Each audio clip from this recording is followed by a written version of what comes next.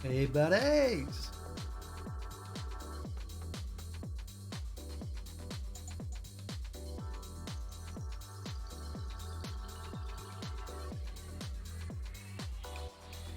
How is everyone doing? All right?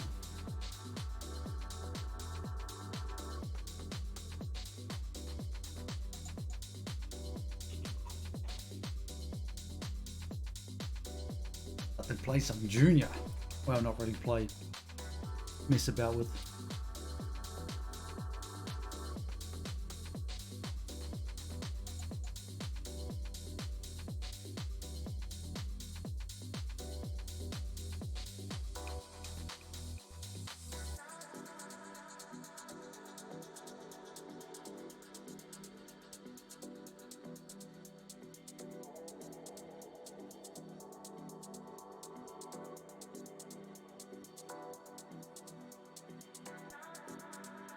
Oh, nice one, man. What have you been up to? I've just been chilling, messing about with this, watching Jerry.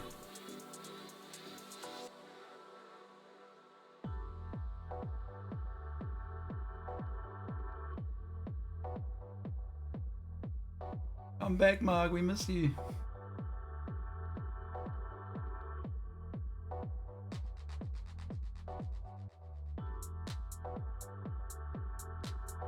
At the bank. Sunday. What the? Oh shit, he's looking for a house. Nice, man. Whereabouts are you guys looking?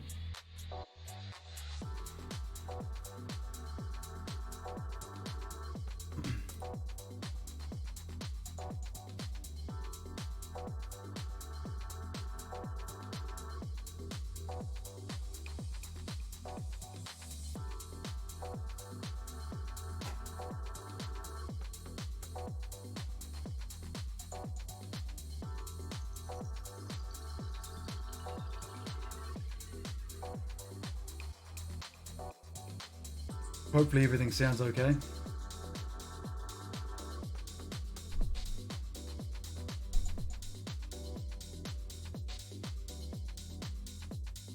Load up the Sparky D's.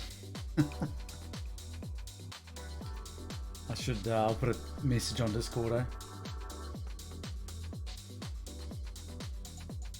The Brian Allen channel.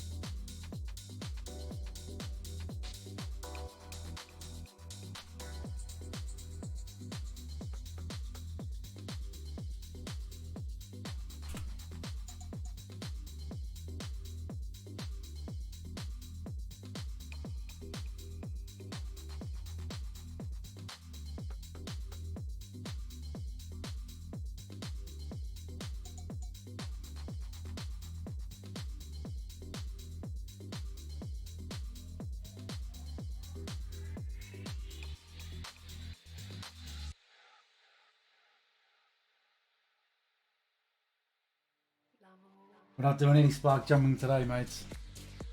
It's well out of the scope of this video, this stream.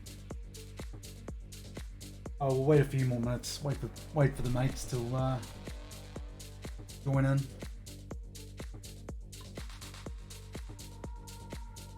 Oh, I banned you. That's why you're not mod anymore.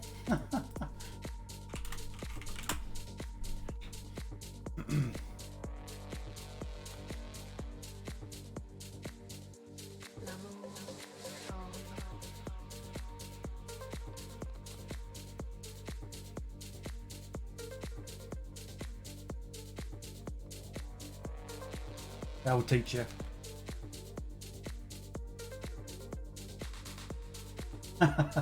End of the week. I mean, it's possible, but it's not a hard game compared to DK. But it's still pretty tough at first.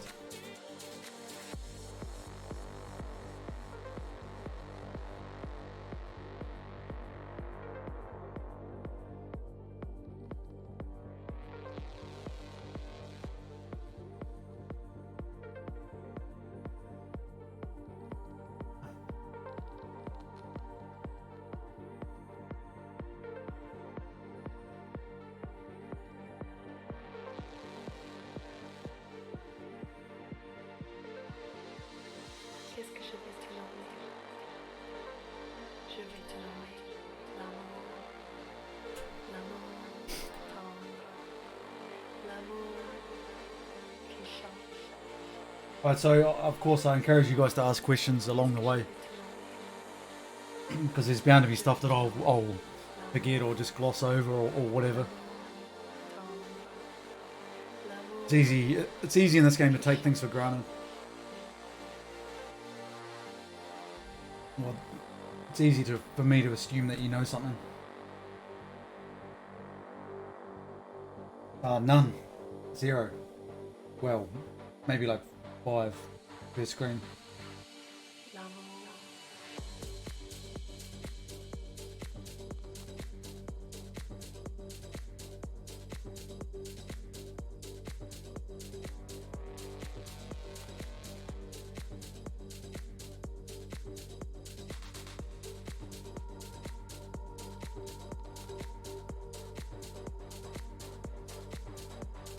Hey Rosewood, what's up?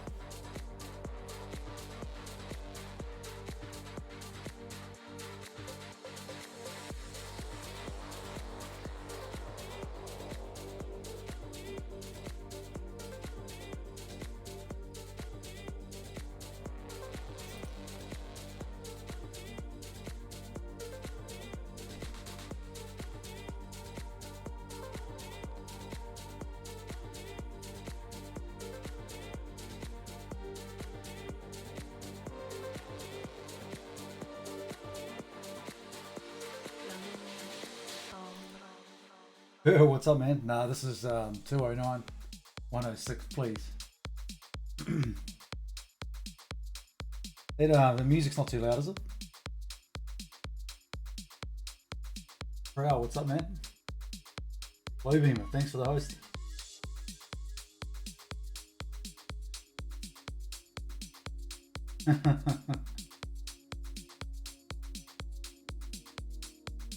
Come on, Phil. There's been more than 106 versions since 106 came out. Time to upgrade, man.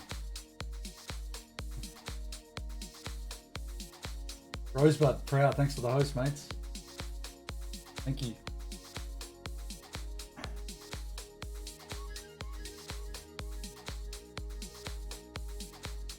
Sith of Spades, what's up? Yes, there's sound. There should be. Hopefully there's some music and me talking. But let me know what the levels are like, guys. I sort of messed with them. I did a stream test, but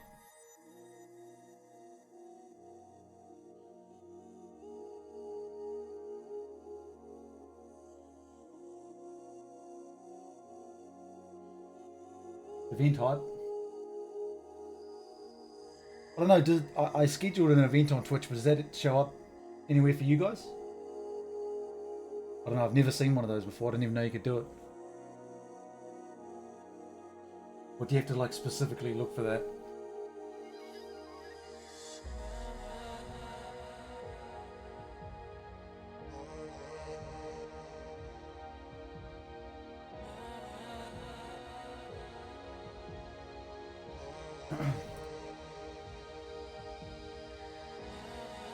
Classwork. This is classwork, so you'll be learning, yeah.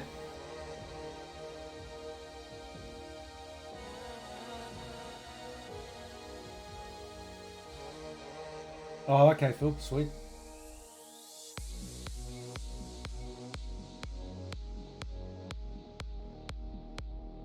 You can go to class knowing you've learned how to kill screen Donkey Kong Jr. They'll give you a pass for that, surely.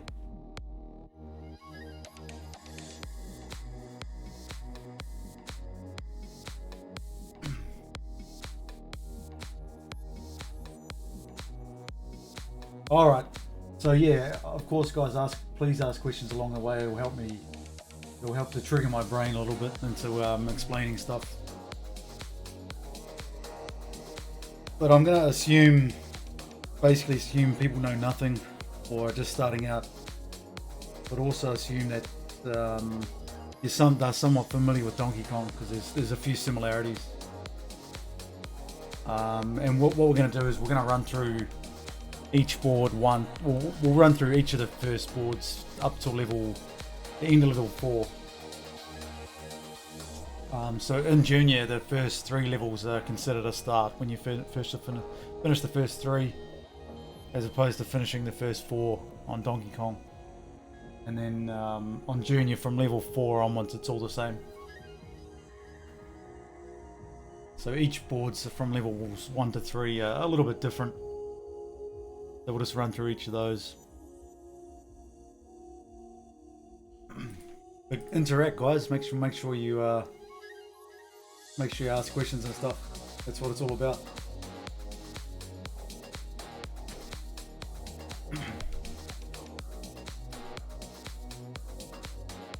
Alright, so I guess we'll just start from the first board. We've got some save states set up and stuff, so we can go back and forth when we need to. We'll just run through each board one by one to start with. I guess I should start by explaining that there's one thing in Junior that I probably can't help too much with, and that's Junior's movement. So there's an inherent lag in Junior's movement that's pretty well known. And it's one of those things you just have to get a feel for after playing quite a bit. It's really it's one of the hardest challenges in the game too, is getting used to the lag, because it's variable as well. There is a way, it's well understood, but not many of the top players use it to their advantage. But one thing you can do is prime your inputs, as Phil likes to call it. Doing small little taps before you make a descent or something like that. It's really one thing that can't be taught. You just have to get used to it over time.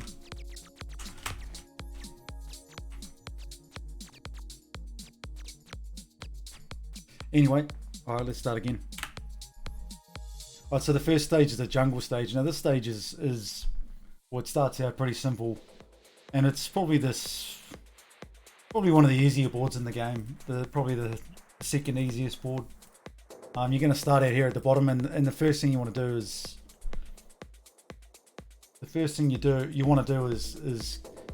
concentrate on this red snapjaw here. So climb up these vines, and you're looking to smash this red snapjaw with this fruit. Now on level 1 they don't respawn, and so what you want to do is you want to use this to smash him here. One thing to watch out for is this blue guy. He's going to sometimes come to the left and come down these 2 vines. But just on level 1, you're pretty free to climb up. Can you guys see my cursor? I'm assuming you can see that. Yep, sweet. So wait here. Just be careful of this guy. You want to, if he comes to the left, you want to get onto one vine and make a quick descent. So if he comes to the left, you just want to slide down to about here to see which one he's going to go down. But the thing about this guy is he won't kill you if you're facing left this way. You're free to sit here. But if you face this way, he'll kill you. That's one thing to keep an eye on or be aware of. There's a red snapjaw and a blue snapjaw. The red ones sort of act like fireballs in DK. They'll only go down if you're below them, like the fireballs do, down below a platform. So if Junior's sitting up in this area here, that snapjaw won't go down this vine. And this is pretty critical in this part of the screen, on the far right hand side, especially later on. Their movement is somewhat random. We'll just call it random. It can be influenced in certain ways. but for all intents and purposes, it's random, and you got to expect it to be random. You can't really anticipate what they're going to do. And then the blue ones are sort of like barrels. They can be steered. The percentages aren't the same, but they can sort of be sucked into a vine that you're sitting on. And that's especially useful when you're traversing this area to the right here.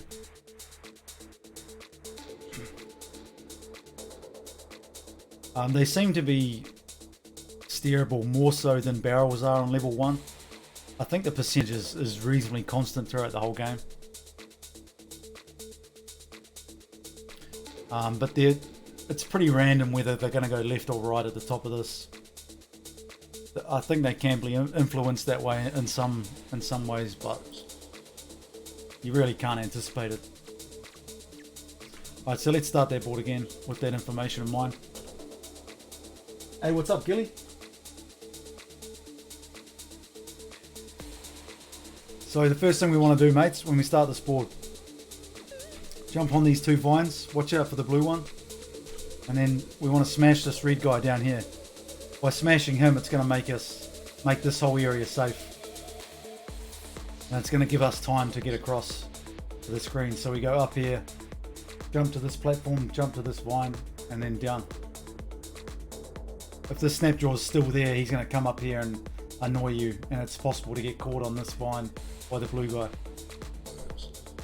So you can smash this snapjaw down here, or you can smash him here.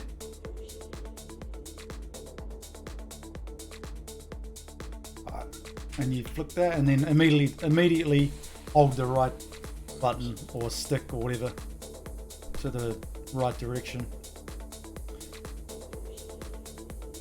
And then I'm sure you get out of the way. Hey Variac, what's up, man? So, I mean, we're just going to be running boards today. We're not going to be point pressing, but you can get some points along the way. There's no risk in doing this sort of thing. Try and steer this blue one down this vine here, just by juking left and right like you do on the barrel boards. So you'll sometimes go to the left though. So you go, juke him down, smash him. If he doesn't go down that one, you can just wait here. I mean, you don't have to get these points, but they're pretty much free.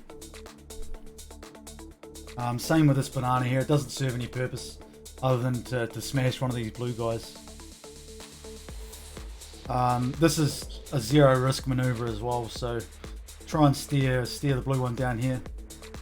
And you can't die as well. I don't know, not many people know that if you've got your hand fully stretched out in this direction, this guy will never get you. If we go like this, try and steer him down that vine. Oop, there he goes, coming down the one that I'm on. So he'll never kill you there. So get the points, move on. So this area is easily the hardest part of this board. It's similar to the barrel boards, the fifth and the area between the fourth and fifth girders under Kong. A lot of your deaths are going to come in this area here. Oh, excuse me. It's not too bad on level 1 because there's only one red snapjaw. But this is where that extra bit of info about these guys comes in handy. You only come down these vines if you're below them. So you wanna jump to this one. Well, I'll show you right now. You wanna jump to this one here. You got to watch out for these blue guys. If you're sitting in this position and there's a blue one, you can sometimes juke to the left to steer him away. And this makes it so much easier. You don't have him coming down one of these random vines. Hey, what's up, Ross? BA, thanks for the host, dude. Hit one, hate yes.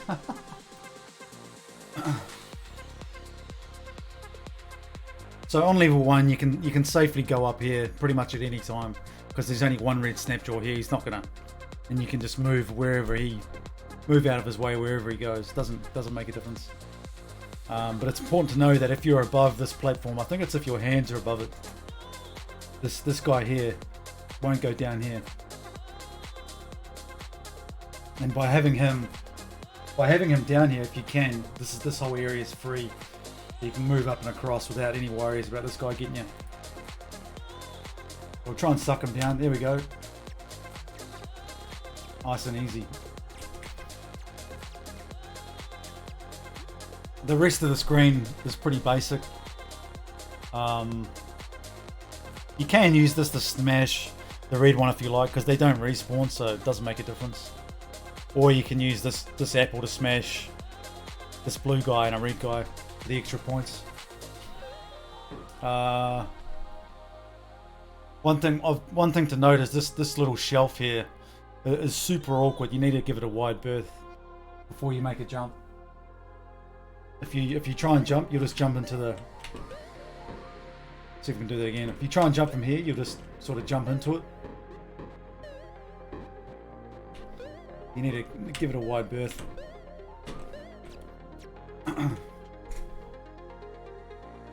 What else? So, okay. There's something funny that goes on with Junior's sprite or something that causes these to be different as well. So let me just save it there. If I'm sitting up here and if I'm sitting to the left of this vine and I smash that apple, it won't hit this red snapjaw. But if you're sitting to the right, it will. But I don't know exactly why that happens, but it just does. And this is applicable on every stage as well. So you can sort of force the fruit left or right to be orientated left or right based on Junior's position.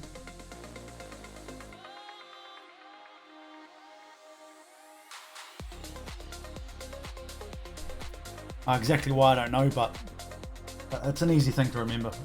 And it's applicable on like the chain stages and even the springboard stage. Hey John, what's up, man?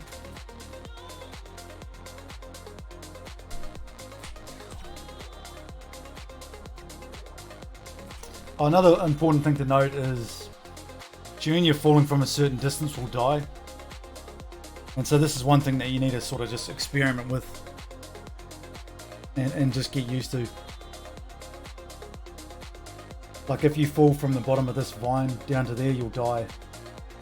If you fall from this straight down, you won't die to there. But again, if you're too high when you try and fall from this, you'll probably die from there, but a little bit lower down you won't. It's just one of those things you need to experiment with. So from about there you'll probably die, yeah. But much the same as Donkey Kong. But I guess more variation in this game. If you hang off this and then fall, you'll die pretty much every time. But if you slide straight down, you won't.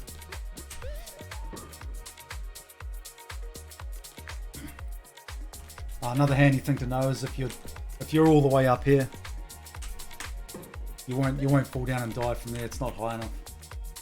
So it can just give you that a little bit of extra time, I guess.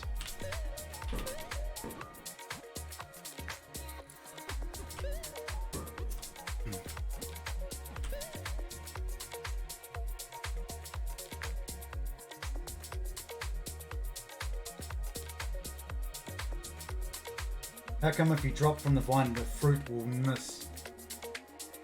That's because you must be orientated too far to the left. I think you have to be on a vine facing the same direction you want the fruit to go. I don't know exactly. I don't know the details of it or the technical stuff behind it, but you want to be on the vine when you're dropping the fruit. I think if you drop off, it'll miss.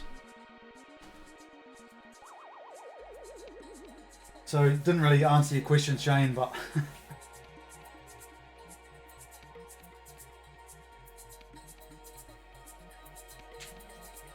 go the little safe spot at the bottom of the vines. Yep. So if you're basically right on the bottom of this vine here, or any vine for that matter, the reds won't get you. They turn around.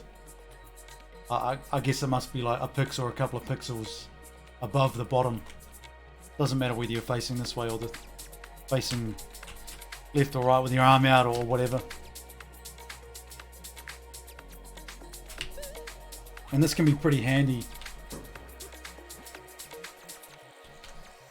This can be pretty handy in this area.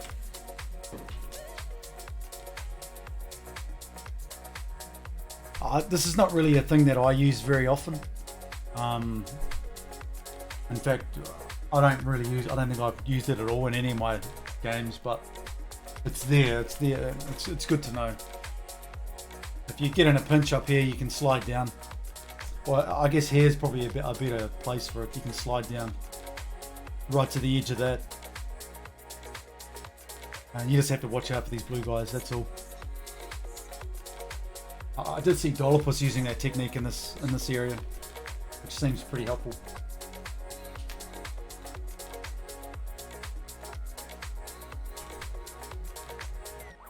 Don't slide off there.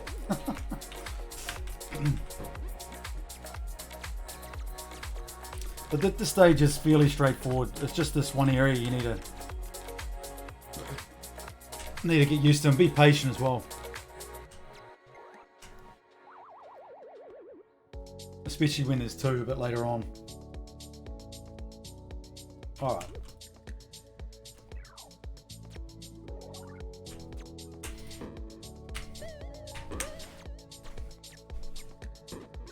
I think that's about it for that screen. What's up, bloody hands? Oh, let's play that screen. We'll play that screen over. So this is what it looks like, just running boards. See, what I did there is drop that fruit and immediately move to the right, because I knew that would orientate this more to the right hand side and have more chance of hitting him.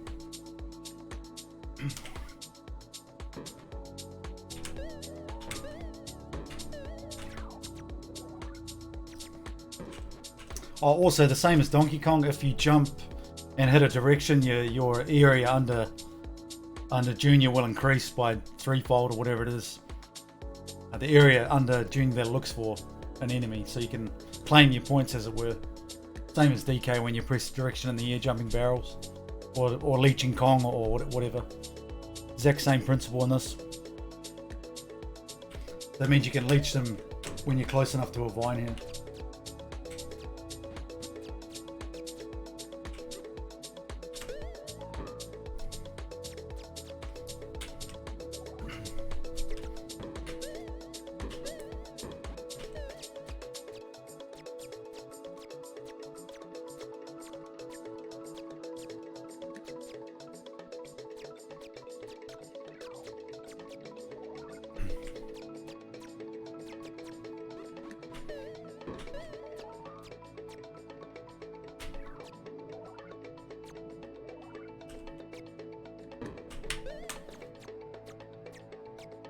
Alright, let's move on. Next screen, if you guys have got any questions. We're going to play through a bunch of these anyway. They'll get a bit harder, so you'll be able to see the similarities.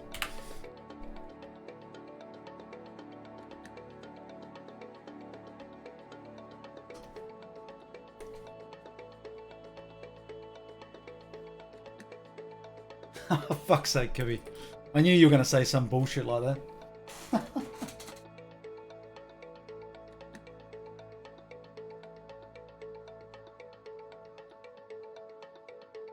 Alright, next stage is a chain screen, so this is probably the best or the most fun screen in the game.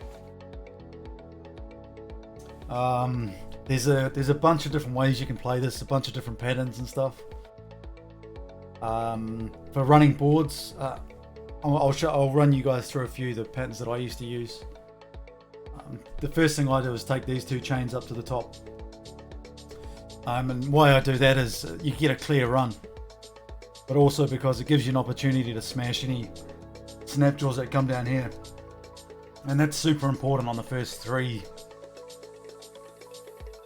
levels, because they don't respawn.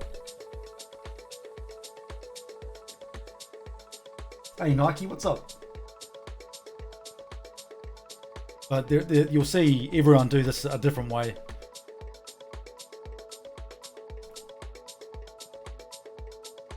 Alright, so let's start out.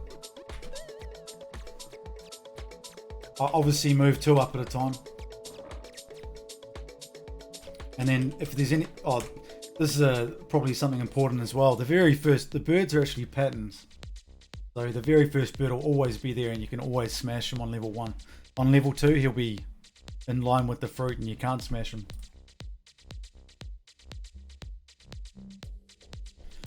So we've got a snapjaw here. We might as well smash him because it's going to clean the board up a little bit, make it a little bit easier later on.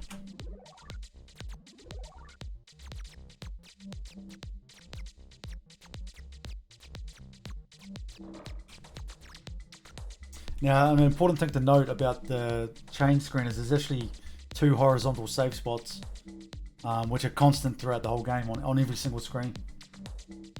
I've got a picture here somewhere. It becomes really important when you're taking this key up, because you'll be waiting here, and you need to know where the safe spot is so you don't get hit by the birds. And it's about 1 junior high or wide. Yeah, Rosebud, I'll make it a highlight for sure.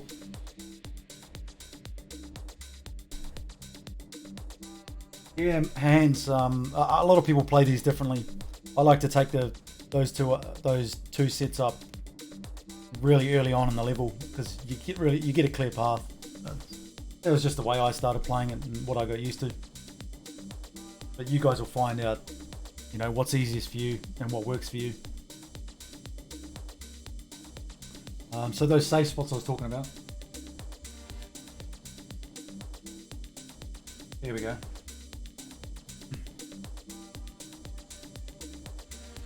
You can't see my cursor now, unfortunately, but this is on level 4, but the same applies for levels 1, 2, and 3. You see where Junior's position is. There will never be a bird coming across in that area.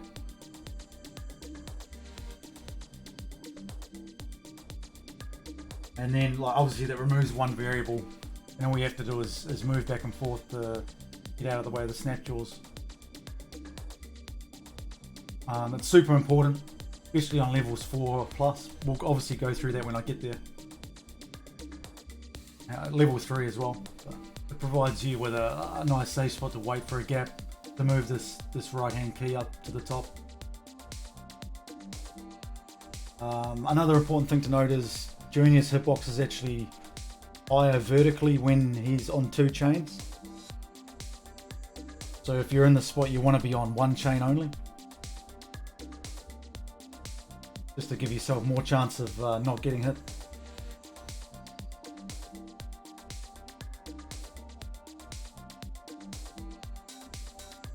So I should link a copy of that in the chat actually. Just give me 2 seconds.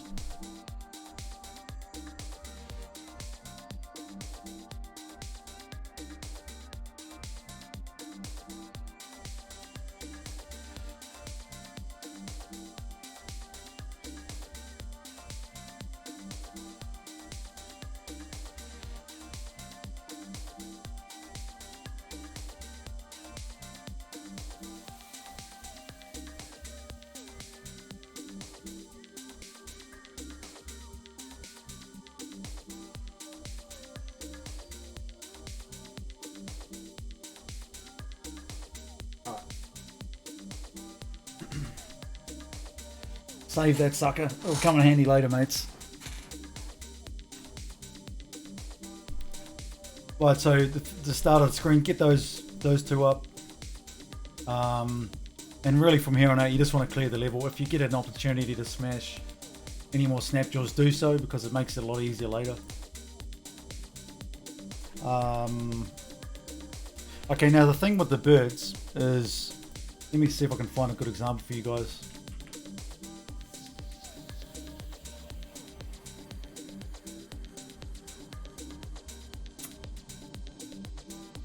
No, hang on a sec. Level 1 isn't a great example, but they have a, I guess they have a pattern, and so Gilly double, yeah, mate. the beanie six bagger. So a bird that comes along the top row will always turn right in about this area here. It's constant. It's not a variable. And then he'll go and he'll go like that. If the bird comes in at this level here, like this guy here, he's going to turn around about this area a little bit lower. The distance between the distance of their drop is constant for every single bird.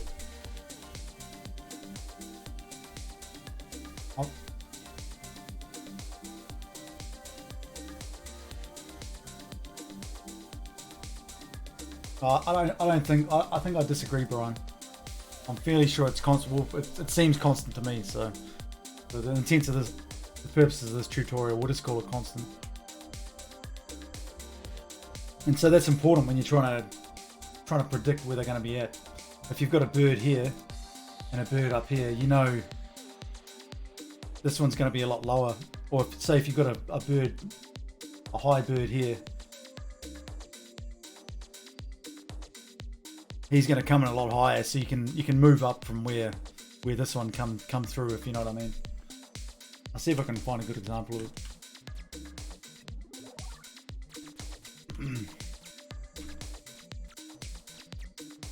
Once we get to the other side. So yeah, so you can sit in the safe spot all day, as I showed in that picture.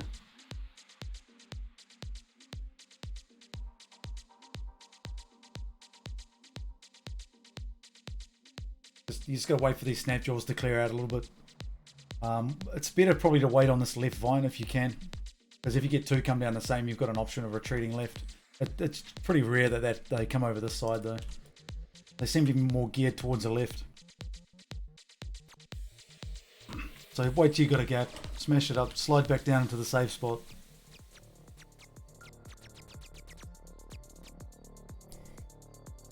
Hey, what's up, Estelle? Alright, so my next move here. You've got these birds coming in. I know they're not gonna come down this low. Obviously you don't want to get too close either. They're probably gonna turn around in about this area here. And we'll see where this guy's at. And we'll be able to predict what he does as well. Right, so he was a little bit higher. So in this position here, I know I can move up a little bit. He's a little bit higher than those birds were.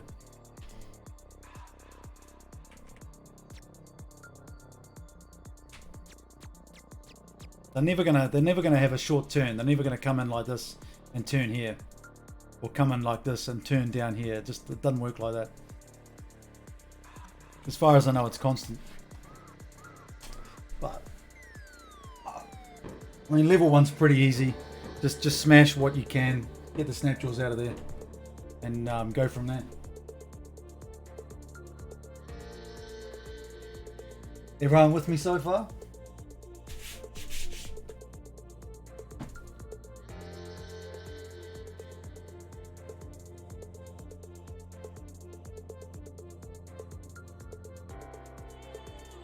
Oh, of course you are, Tudos. But yeah, guys, if you're not sure of something, just tell me to go back and explain it again, or we'll go over something else, or something a bit differently.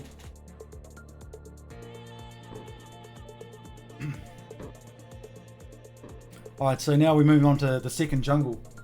The same principles apply as before. The main difference here is you've got two in this area, which obviously makes traversing. Waiting for the Sparky D strats. Not today, mate. These two obviously make it a lot harder to traverse this area. So exactly the same as board one. You want to climb up these two vines, use this fruit to smash this guy, get him out of the way. Watch out for the... Oh, actually another difference. You've got one spawned up here. I forgot about that. So a lot of the time this guy will come down the left, but he occasionally does come down the right. And you also have a blue one spawning too. So what you need to be wary of is this guy coming to the left and going down the opposite vine that this red one does. And if at all times you need to be ready to bail back down to the bottom. And this will happen in your game. this always happens. Every single game you play, you'll get this guy come down here. He'll come down this one at the exact same time, and you'll have nowhere to go. So you just got to bail straight downwards. Be ready to slide down. That time he didn't, so we just want to smash this red guy.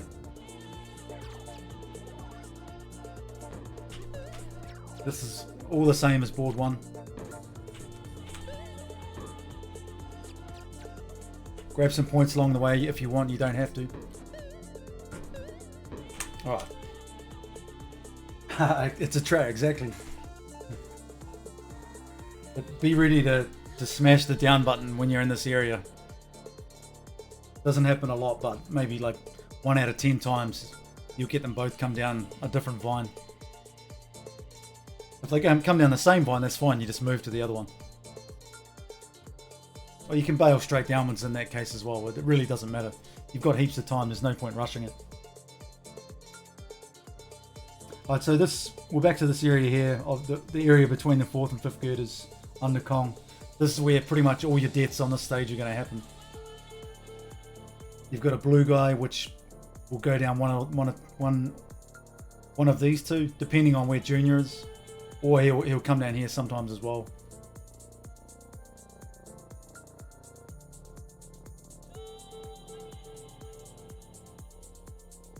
How are you? We do, Electro. What's up? Welcome, mate.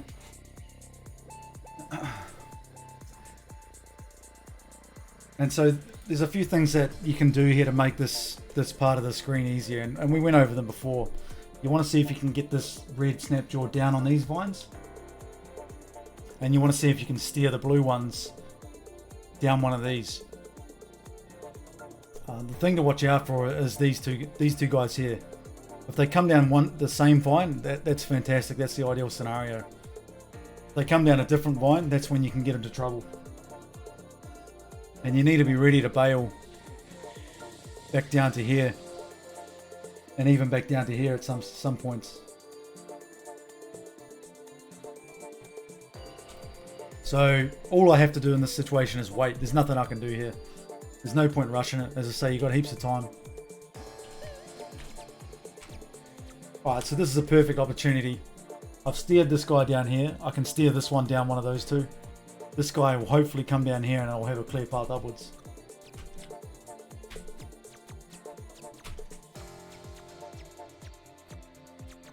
Worked out that time. Sometimes he won't cooperate. Sometimes the blue one won't cooperate. And in those instances you have to bail. Oh, let's try and do that one more time.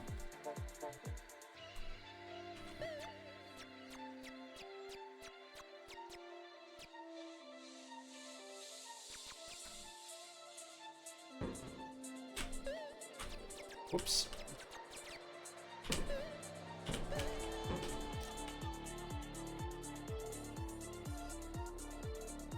Alright, so those two are going up the same vine. Let's steer him. No, he didn't want to steer, so let's just take our time here. So this is one where you want to bail, man. As soon as they start coming down different vines, you need to get out of there.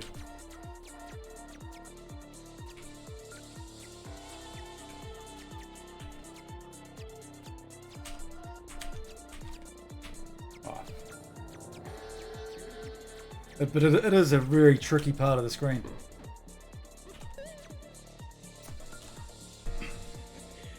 There's a number of ways you can get out of things. You can, if this guy's sitting up the top here, you can bail across to this one. If he's coming down here, you can sit on this one, or you can drop down to the end of this vine, so the reds won't get you, or the end of that one, so the reds won't get you. Or just bail off this one here onto this platform.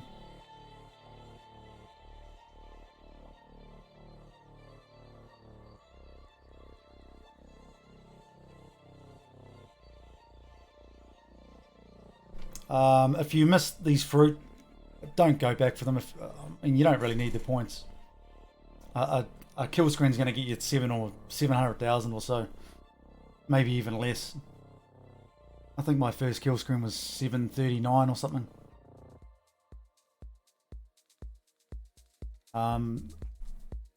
This here is, if you miss it first up, definitely don't go back for it. This one here you can get if you're confident enough.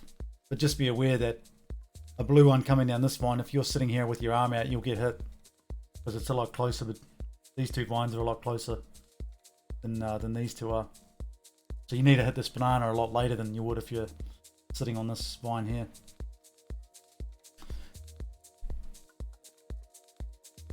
Alright, hopefully that makes sense, guys. The next part of the screen, traversing from here up into this vine here. So you just want to be really patient here. There's no point being impatient. You can't die in this position. Make sure you're above where the snapjaw will go down though, because he'll get you if you're sitting here. The only thing that can kill you is this red guy, but you've got an exit. No matter what vine he's on, just get to the opposite one. Get out of his way. Be patient. Wait till these guys are in sync, going down at the same time. So I'll bail to the right here. Wait for this red one.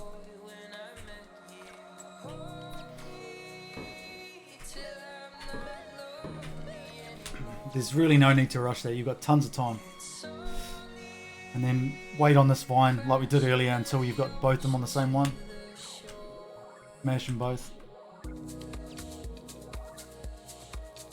And then you can either go back down and get this if you want some points. You're only going to get 1200 from it. Or just finish the board.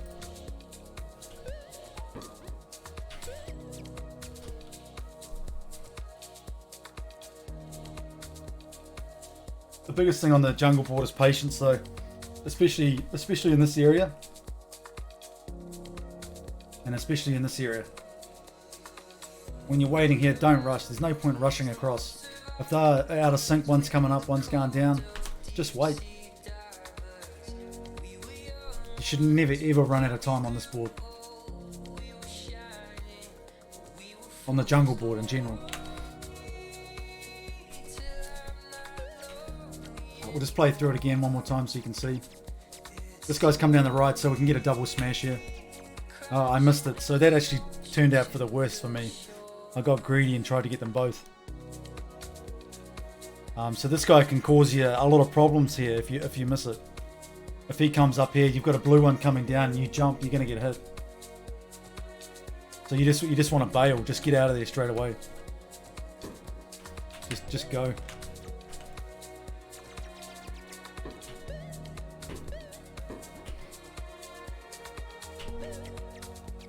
Be patient here, see what they're going to do.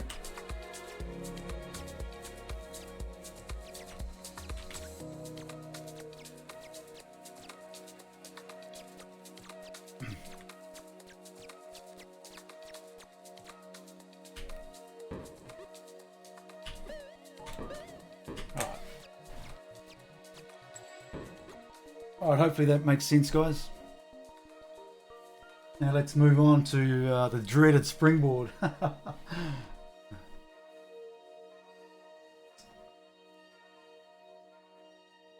up, Duke? 1,079,000. Wow, that's a pretty sick first kill screen score.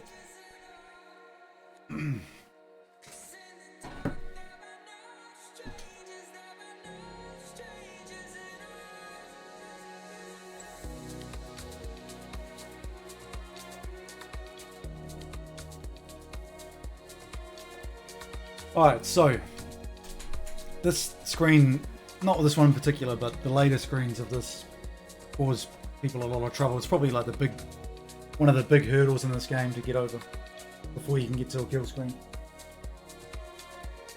Level 2 is not too bad. The general strategy is to get this jump to work. Now, the thing about this jump is the super jump.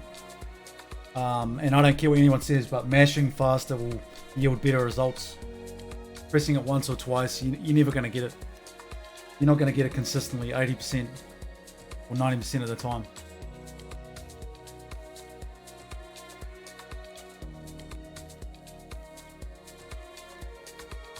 So at the start of this board, you want to jump once in the air and then move over and jump and mash as fast as you can on the super jump.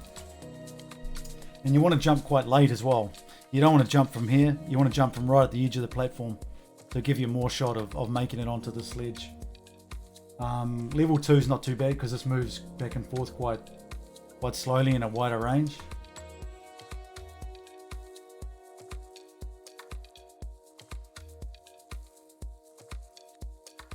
Alright, so one quick jump in the air and then jump late and mash. Yeah, people have different techniques. Dean flicks the key once, which doesn't work out for him. Marky D does the track and field strat. I just one button mash, which works fine. Brian does a 3-time jump onto the spring. There's a bunch of different techniques. You just got to experiment and see what works for you. But the principle is jump quite late and mash as fast as you can. Exactly how I do it.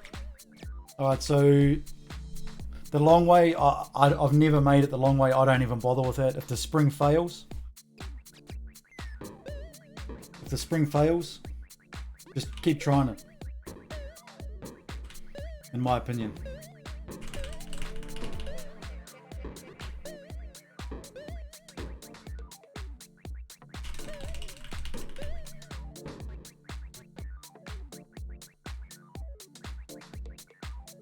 Again, no need to rush this part of it. You want to wait till this is down and it lines up with the platform so you can jump onto it. Whoops. That's not how you do that.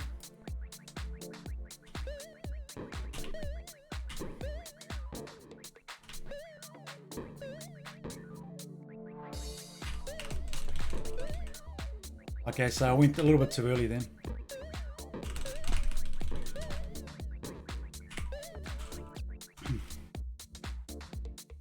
Now probably comes one of the trickier parts in the game. So level 2 is not too bad. The birds are spread out quite nicely, so you've got a lot of time to move across. But what I do is move across to this vine, wait till you got an opening, move to the top, and you really, when you've got birds coming towards you, you want to be on 2 vines, 2 chains or whatever they are. It's a lot easier to move up and down when you're on 2 versus when you're on 1. Especially when you're in this area and it's a lot closer and you've got less time to react. So the strategy here is to be on 2 when there's a bird coming in. So we don't know what this guy's going to do yet. Now there is a more advanced way to predict this, but most people just go by feel or reaction time. So I'm on 2 vines. I'm going to wait to see what he does. If he's high, I'll move down and across to the next set. If he's low, then I'll stay up and move across to these 2. So, and this is the position you want to be in later on as well in level 4+2, because you can move up and down quite easily here, and you can react. You can mostly react to what these guys are doing. So as soon as I know what he's doing, I'll move up or down depending on where he's at, and then I'll make my move to this chain here. And as soon as you get onto this chain, slide right down and smash this fruit. Once you've smashed this fruit, you know that you're low enough. You're not going to get hit. It's safe to hang out on the right hand side of this. The eggs won't hit you. And all you're doing is waiting for one of these pricks to go along the top here, and then you can make your move upwards and across. There he goes.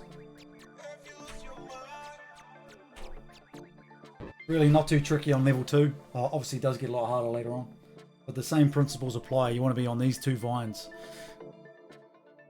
But there is another way to do this screen, and that's using patterns. So if you're consistent with your inputs, you can actually pattern this screen and I guess predict more accurately what they're going to do, or know what they're going to do ahead of time. And level 4+ springboards are more about knowing the patterns, I guess, than reacting, but this is a good backup. We'll go through that when I get to that screen as well.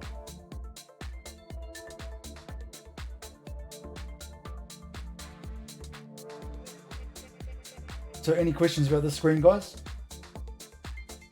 Or you want to wait till we get to level 4?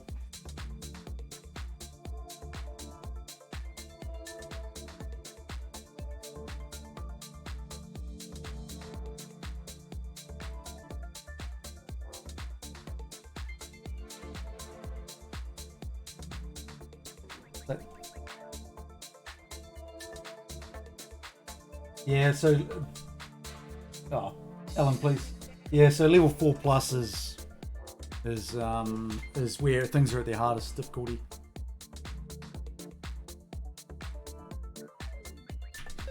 So next thing is jump across here, smash one bird if you want. In this area here, it's not so bad on level 2 because there's a wide gap between each bird, but you want to straight jump these birds.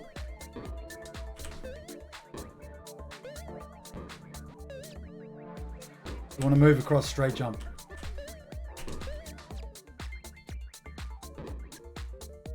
Alright, Duke, we'll go through that now. But we'll come back to this on level 4. Level 2 should not be a problem, really. So level 2 chains, this is much the same as what we went through on level 1. I think there's one more snapjaw maybe. But if you smash them, they don't respawn. The safe spots stay the same. So just to remind you guys.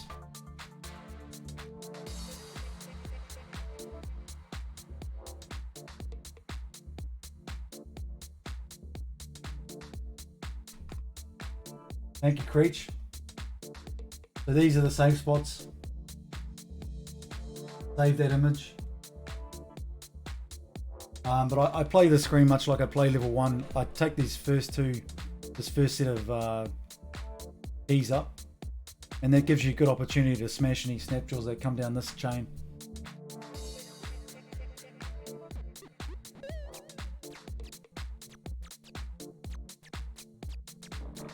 So we had none come down that time, but I've got a clear run to these, and this is why I started with this pattern. You can get those up almost every single time. You'll get the very rare occasion where 2 of these pricks will come down, 1 on each, and then you can just move to this set here. Doesn't make a difference. Whoops. Thank you, sirs. Alright, so same as level 1, I've taken these 2 up. You get a clear run to them. But as I said, you get a rare occasion where these pricks will come down, these 2, 1 each, but then you can just move on to the next set. It's not a big deal. We'll come back to these later. Sweet as, Duke. In this case, none of them come down here, so we won't use this apple yet. We'll come back to that later.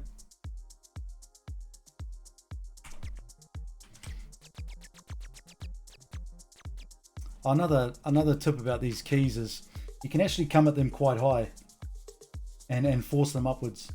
You don't have to be under them. I think their hitbox must be around here somewhere, sort of near the top.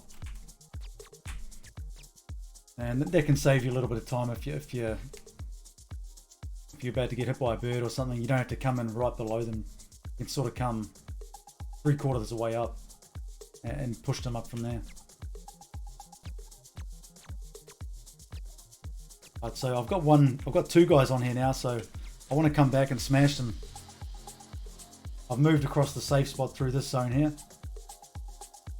and then back down to smash these snapjaws. Getting 2 of these is going to make the screen so much easier later on when we're in this area.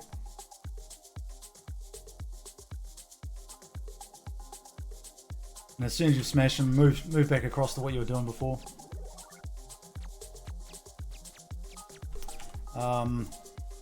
In this instance, I've got these 2 pricks in the way. I can't get to these, so I'm just going to push this one up a little bit, just for efficiency,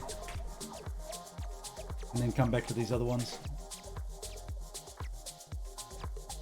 So waiting in the safe spot, got a gap, then I can go.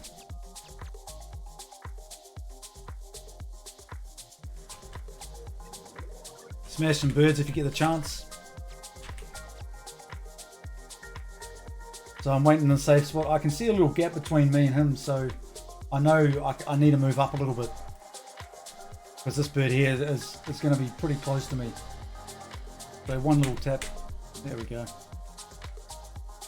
The safe spot's pretty tight, but you'll get a feel for it. It's not risky at all. Hey, what's up, Big Red? Welcome, man. So all I'm doing again is waiting in this spot here, waiting for a gap between the birds. The gaps are a little bit smaller on level 2 versus level 1, but I'll still give you a wide enough gap to push this one up. Just watch out for these pricks when they're up here. As I said earlier, they're pretty much random, so you don't know whether he's going to come down this one, or this one.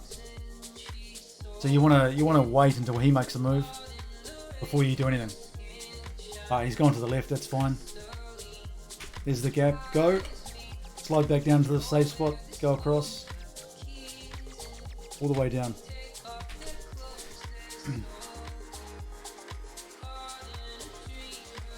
See how much easier the screen is now that we've gotten rid of the 2 snap jaws before?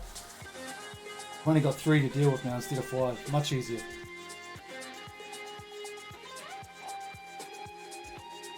Alright, so this position now, what's happened here is this bird here, I saw earlier that this bird was a top row bird, and this one was a little bit below it, so I know that he's gonna come across to the right higher than him, so I can move up to his level and a little bit further, just so we can get a good jump on the next one. Because we know he's gonna turn around probably a bit lower, so we want to use the time in between these 2 birds to get in between this one and this one when they're coming to the right, if that makes sense. So back in the safe spot, the horizontal safe spot. This is probably one of the most dangerous parts of this screen, especially when you've got like 3 or 4 snapjaws all hovering over this area. They seem to stick to this area later in the screen for some reason. Or they just follow Junior or whatever, but you need to be ready to bail. So I'm sitting in the safe spot here, or pretty much near it. You need to be ready to bail to the right, because sometimes you get one come down here, and sometimes even one will come down here. If you bail downwards, that's not a good play, because you're going to have these birds that are going to be annoying you. So you want to bail to the right. Downwards generally isn't a good move.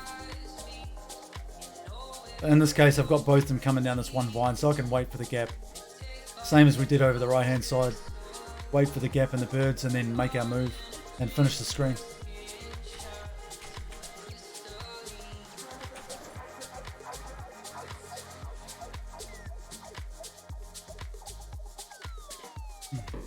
Let's run through that pattern again.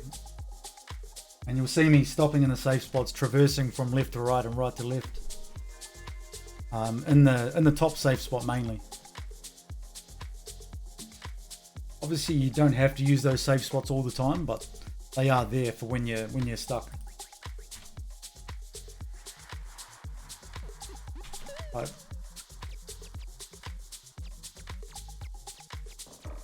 So important difference to note from level 1 is you can't smash the first bird with this apple.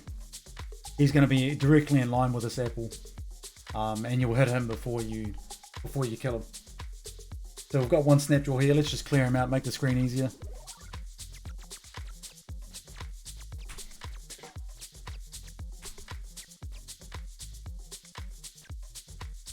Oh, a little bit high there. But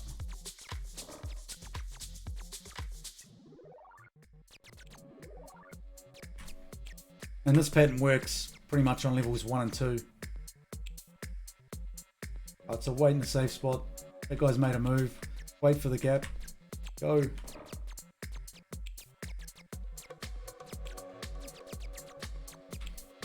One's high, I can go. Wait for these guys to make their move. I probably need a bail here. If they, oh no, they're on the same vine, that's okay. On the same chain. But you see, in this position, I was ready to bail right. If they both come out at the same time on the same chains, I needed to bail right. If you bail downwards, you're probably going to get hit by a bird. If you're in the safe spot waiting here, and you go right, the only thing that can kill you are these snapjaws.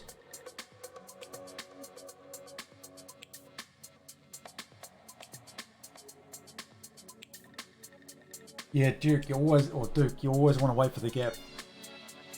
Now this is purely running boards, this is for safety, mate. You can go in between them, but There's no point risking it unless you're 100% confident.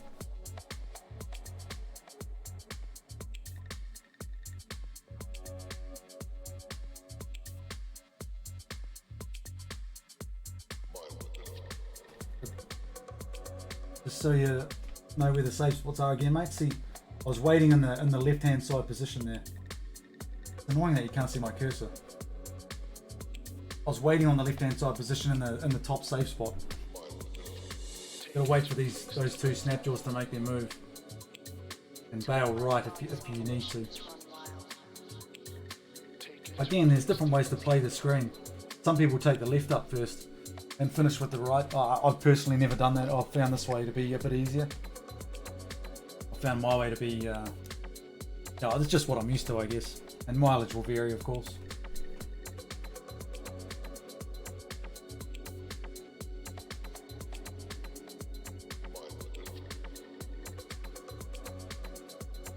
Alright, so I think we're ready to move on. You guys are happy with that?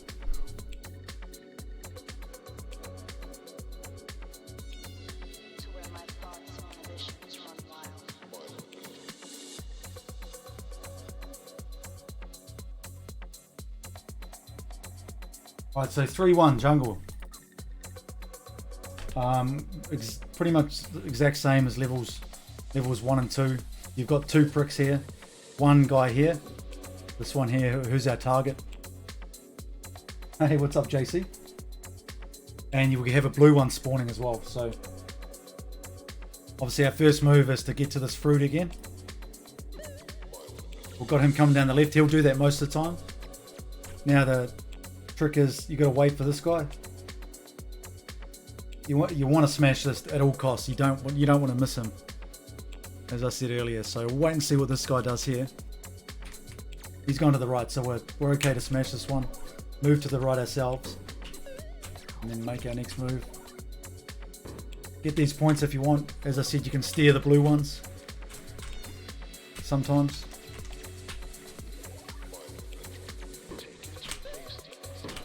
I covered that in point number 1, sir.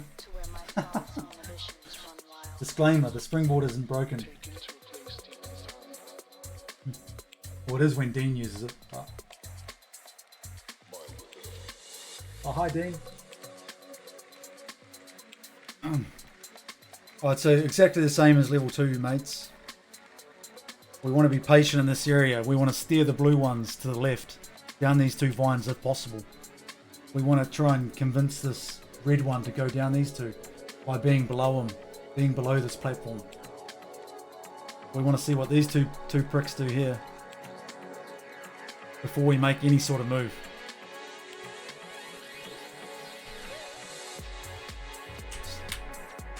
Alright, try and convince this one to come downwards and make our move across.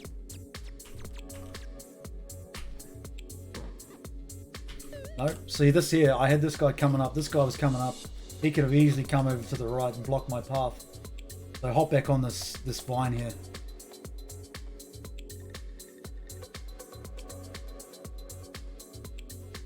Hop back on the vine, just be patient, just wait. You can hang out like this. Alright, so we've got a gap now.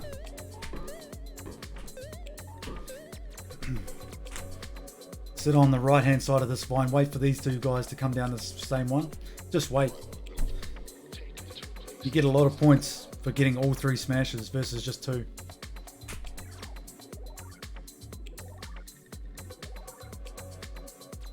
And you can either go back down on this and smash 1 more, or just finish the screen off.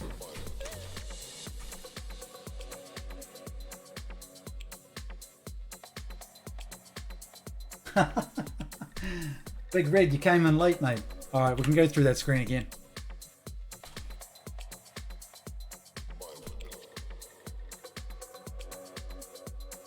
There's actually 5 or 6 on the screen. 7 if you count Mario. But the pricks you got to watch out for. Not this one here. You want to smash him. You want to watch out for this guy. See which vine he comes down. Usually the left, so you can go up the right hand side.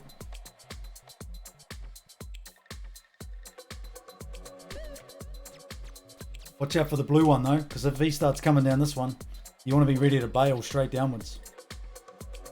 Don't bail here, don't bail into this part. Straight down.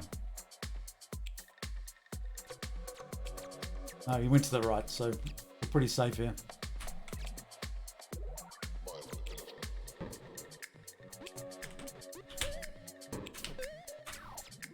You can steer the blue ones like the barrels in DK.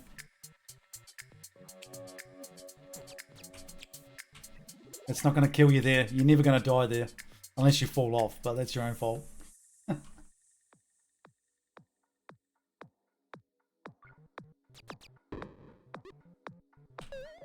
Actually, that's another thing to get you out of a sticky situation. If you're sitting on a vine... Hang on, let me see if I can get back up there. If you're on a vine and your arm's out like this, you can slide down. You don't have to press left and slide. You can just slide straight down by holding downwards. So if you're smashing the banana here to get a blue guy and you've got a red guy coming down, don't press left first. You can just press the down button, and he'll automatically retract inwards and slide. You can definitely save. I guess it's a quarter of a second or a few frames or whatever.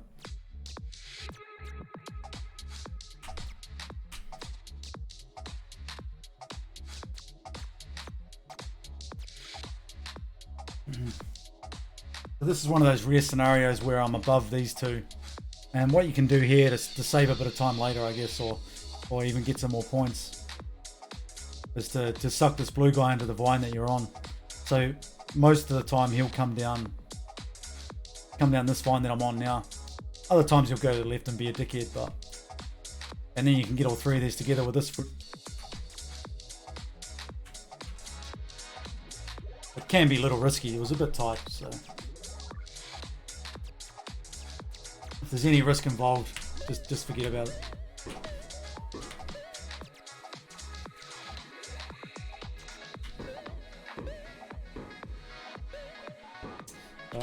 What else on the screen? I mean, it's much the same as level 2. I don't think there's any changes at all. Nothing significant.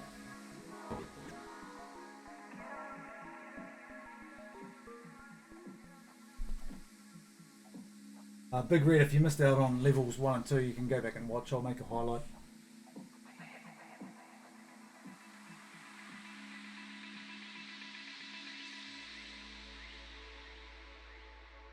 Am I going too fast?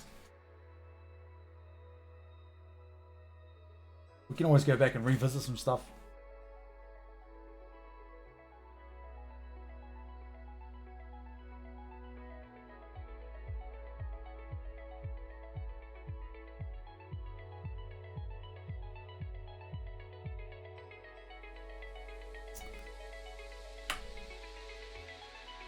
So Sith has asked if you can hit...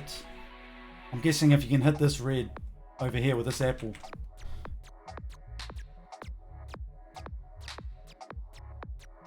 Get over there and have a look, shall we?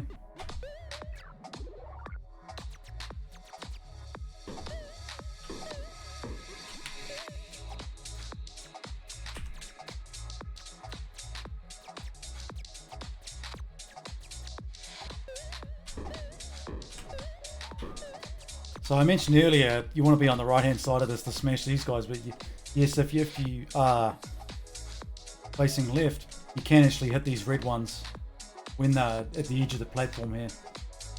There's not really any need for you to do that though, because you generally want to use this to smash 3 of these guys, the 2 that are down here and a blue one. But if you happen to smash them all with this fruit, and you've got the timing so there's a blue one and a red one, then sure, try and go for it. See if we can line one up. There we go. Oh no. So the guy that was inside there, I wouldn't have hit him if I was on the right. That would have gone straight past. But yes, they have to be right on the edge of the top platform to be able to hit them. You won't hit this guy here. Would have been amazing if I just did that though. What I mean, a new Sparky D strat.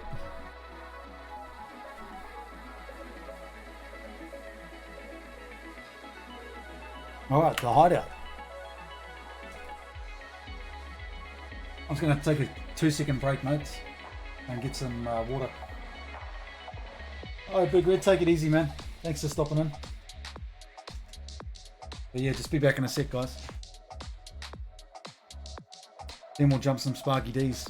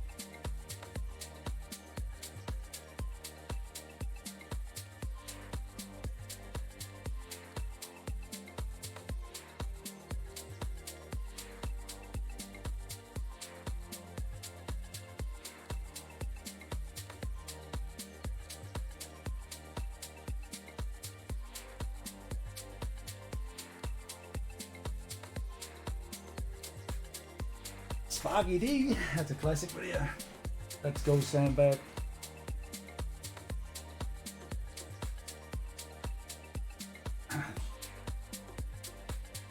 Alright, so hopefully everything up until this point is you've been able to understand or makes a bit of sense. Obviously you'll be able to go back and re-watch this.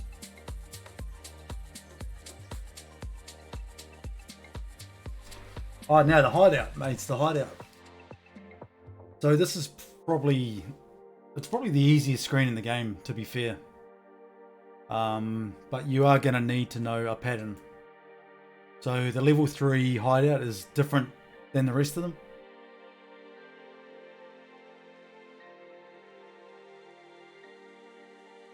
From level 4 onwards, they're all the same. So you're going to need to know 2 different patterns to get from this point up to this point here. And they work 100% of the time. People have different patterns. There's different ways of doing it. So I'll show you guys one way. And basically the idea of a pattern here is to... Hey, what's up, Ben? The idea of the pattern is to clear out the yellow sparks from this area here. And to get some more points along the way, I guess. So I'll run through this a couple of times. I probably can't even remember it either anyway, so it'll take me a couple of goes.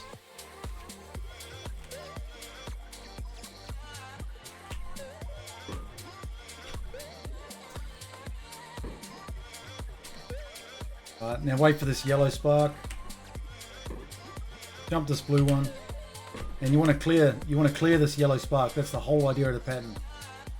Is to clear this yellow spark from this platform here. And it just so happens that this pattern gets both of those. And this will work 100% of the time.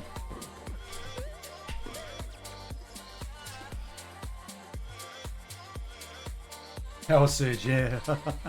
And so now it becomes about, there's not really a pattern from here on out, it's just about reacting to these sparks here, but we'll run through that again. So jump up. Jump this blue spark, wait for the first yellow one to come around. Smash that. Wait for this yellow one. and then smash him. Super simple, just save state it a few times. Hey JV, what's up, man? Welcome, sir, welcome.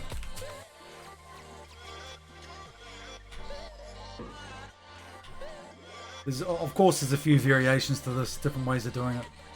I find this is pretty simple, gets you some decent points. 100% safe.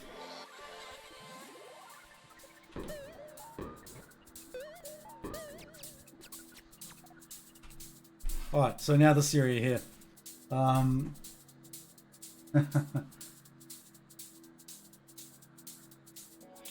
Number 3 is true, yeah. Number 1's true as well.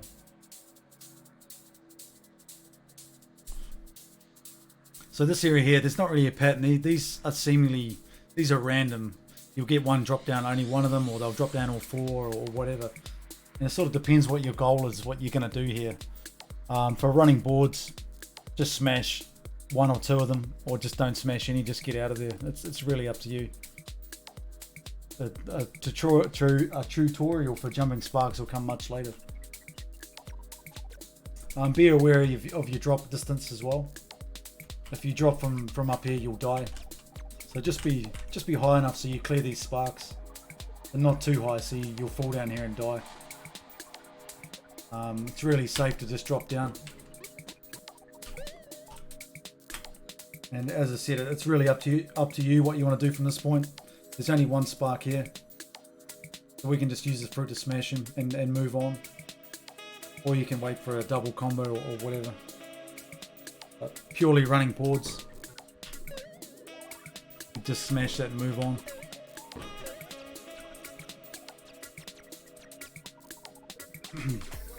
Another area of the game where you need to be patient, wait for these 2 to line up when they're around here at the same time, and then go for it. You can't die from falling here if you're at the top.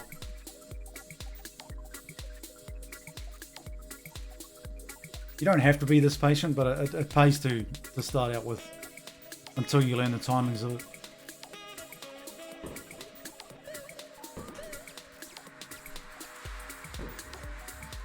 Alright, so let's run through that again. Pretty simple screen, mates. Just learn that starting pattern to get to the top platform there.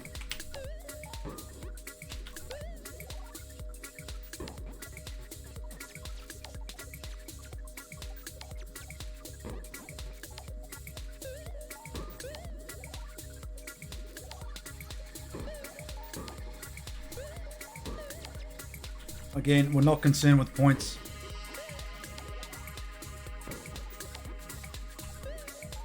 Another thing to be wary of is Junior's hitbox. Like, it's nowhere near me, but it still gets me here. You need to be closer to the edge of this, the one you're facing, compared to the one that's behind you.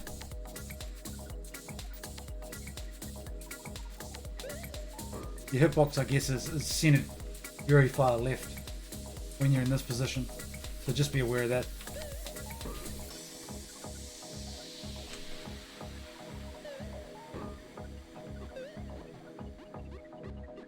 But yeah, so this screen is different to all the other Spark screens, and the fact that just the starting pattern is different, and that's really about it.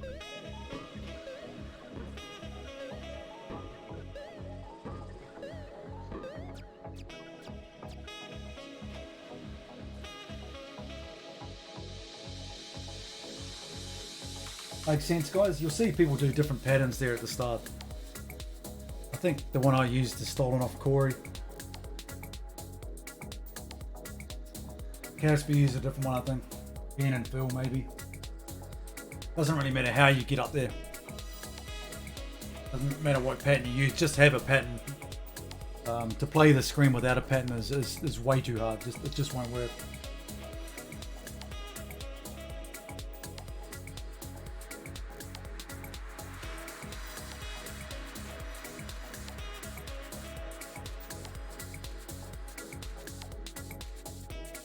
Alright, so let's move on to the third chain screen. So this screen is the hardest chain screen in the whole game. harder than level 4. It's just because of the spacing of the birds is quite tight. There isn't any really big gaps. But we're going to follow the same pattern as we did on levels 1 and 2 by taking these first 2 up. And then the next 2 up, and the absolute pivotal point of this screen is to smash any snapjaws that you can straight away. The hardest screen in the game, make it easier by smashing a few snapjaws. Sometimes you get 2 or 3 come down here, makes it a hell of a lot easier. But the safe spots we talked about earlier still apply. I'll show you Proud when we do that next. We'll do level 4 next.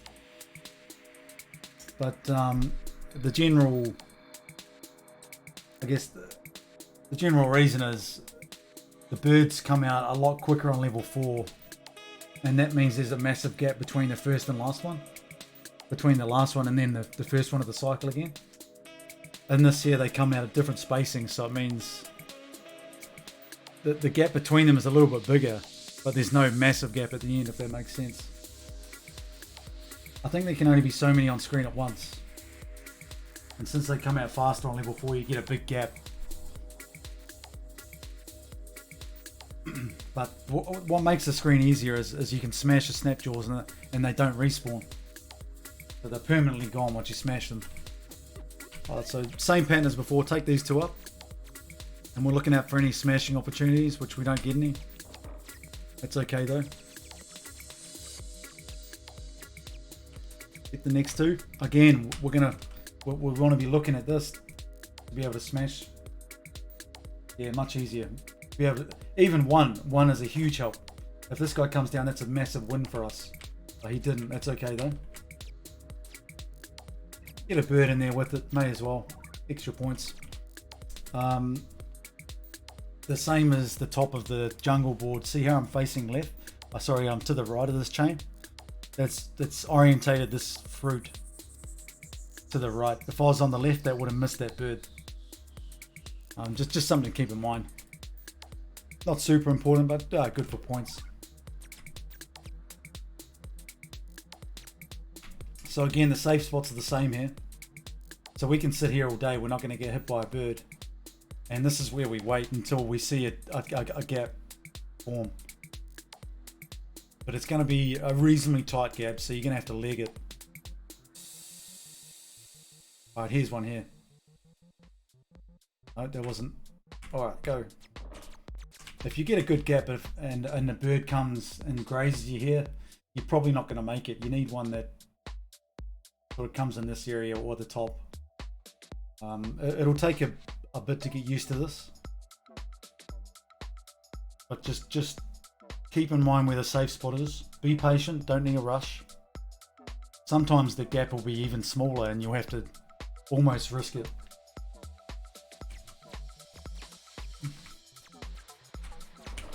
Alright, so we've got another smashing opportunity here. Whoops. So I was in the safe spot, but I was on 2 chains and moving around too much. I should have been more patient and waited. I'll start that again.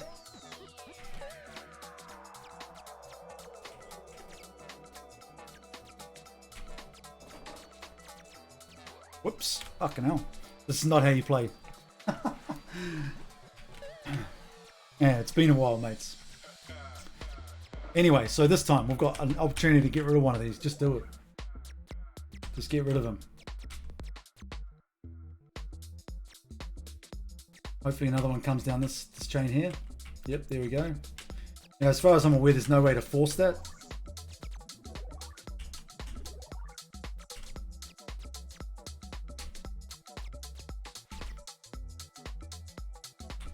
You just want to get lucky there, basically. So wait in the safe spot, wait for a gap. No, this one here? Yes, go. Back down to the safe spot. No, I was too high then. So again, should have been more patient. Saw this guy coming down, wanted to make a move anyway.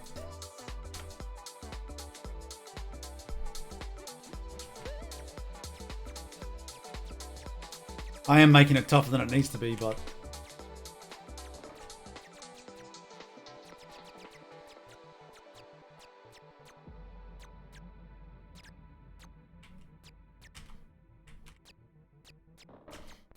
they're being pricks this time and not coming down the chains that I can smash them on. Hey, what's up, Starcastle? Thanks, man. So I've got a few of them on the left side here, so I need to be careful. I need to bail right if I get in a bad position. Wasn't sure what that bird was doing, so let's just wait it out.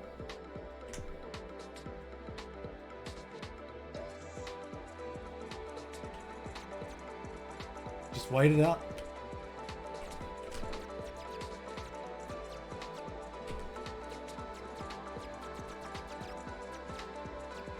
Still got plenty of time.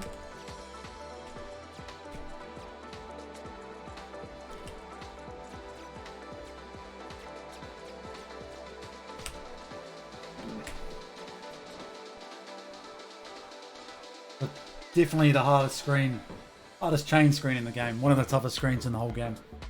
Level 3 chains. Save state this screen, and if you can get this consistently, then you'll be able to smash the rest of them.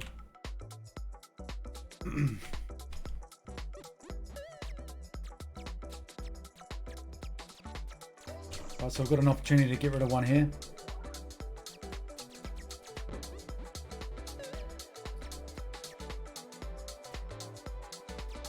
And another one, so that's perfect.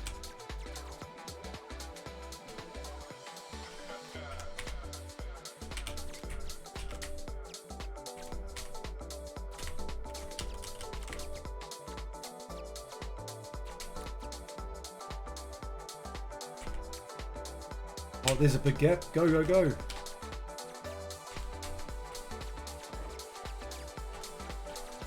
And the spawns of the birds will change based on what you smash too.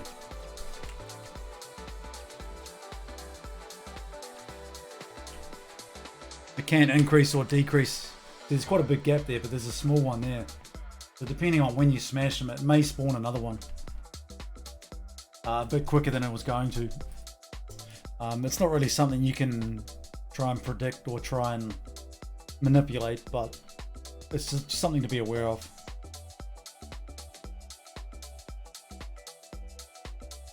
Hey, what's up, Jamie?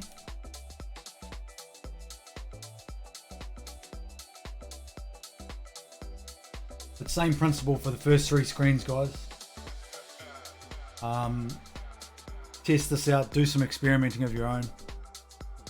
You want to take the first 2 up, smash whatever comes down this chain.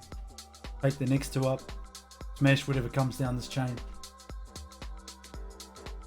Take the far right hand side up, wait in the safe spot until there's a gap. Make your move and then come back across and down, across the safe spot.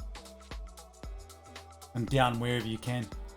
If you've got a situation like this and you're on this side of the screen, just wait here. Just wait here or slide down and wait in this safe spot down here.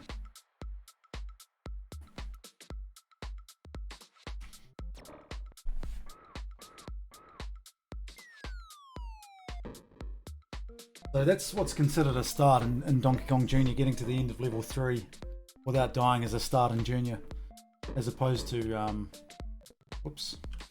Donkey Kong, which is level 4. So from now on out, here on out, the game doesn't change. There's 18 levels of the same 4 screens until the kill screen, basically.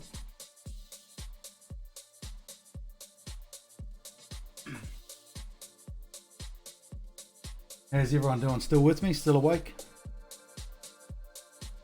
Notepad full of notes, I hope.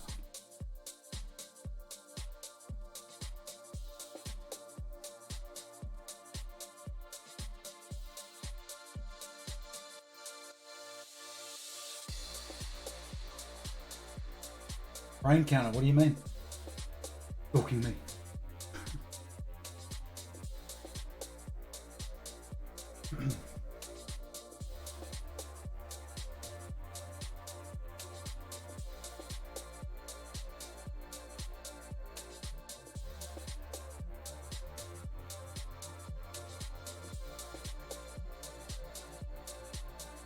Nah, I turned it on accidentally.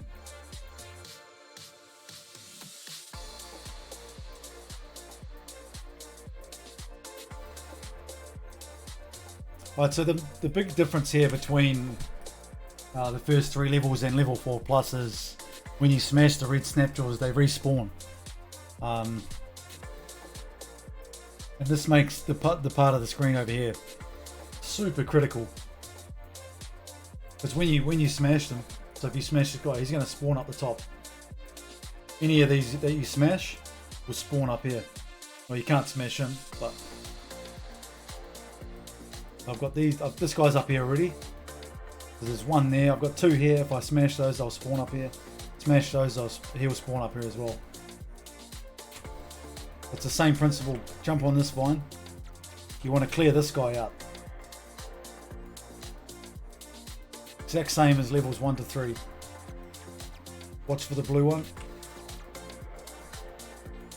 So he's respawned now. So we need to watch what he does, because he could come down here and get us.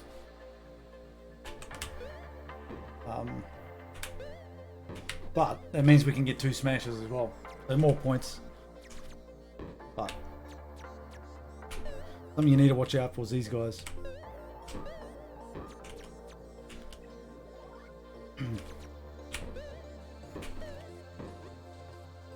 And so now in this area here, we don't want to get into a situation where we've got one of these here and the rest of them up here. We want to smash both of these or none of them at all.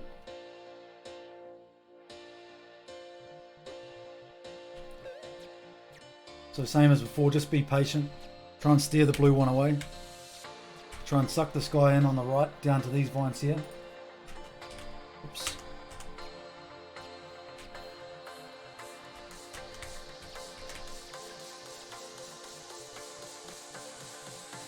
Very tricky part of the screen, this. And you've got multiple outs like we explained earlier. Retreating to this side, sliding all the way down so you're hanging off the edge, or just getting back to this platform and resetting.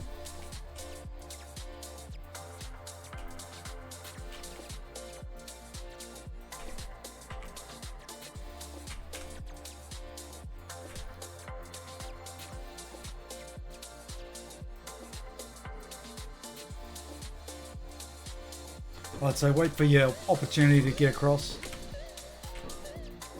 And now in this position here, you can do one of 2 things. You can smash all these and spawn them up here to get some points, or you can just finish the level.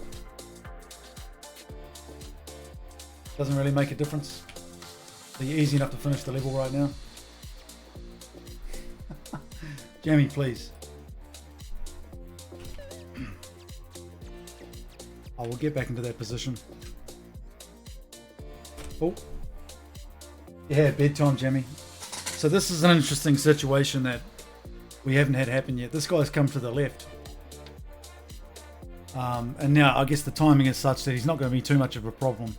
We just need to slide down a little bit more so we can react to whatever he does. My guess is he's coming down this vine here, but he could come down this one also.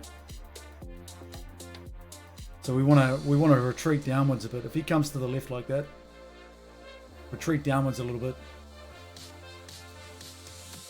If this guy's position was here, would immediately jump back onto this spine and slide all the way down back down to the bottom. But he's quite low, so we've got a bit of time.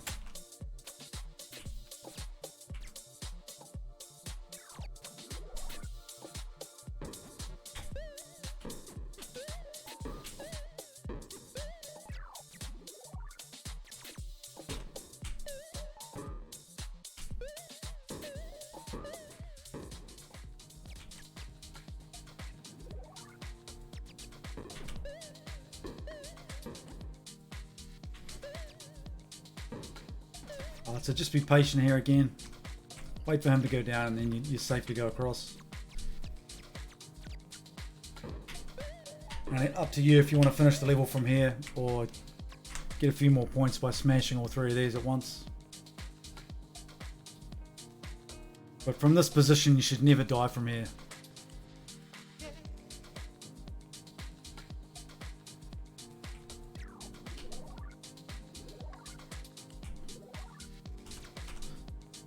Hang off the end of this vine until you get a safe pass. They'll usually bugger off to the left or something. Now, what's interesting is, if you're above them, these guys do go down this platform. Which I guess goes against the logic of these two here. And this one as well.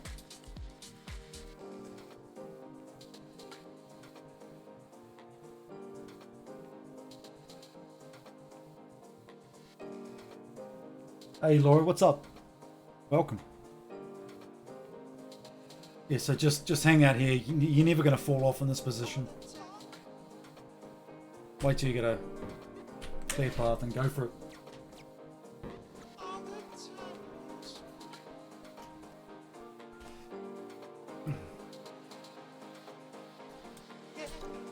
But yeah, this is where your deaths will happen.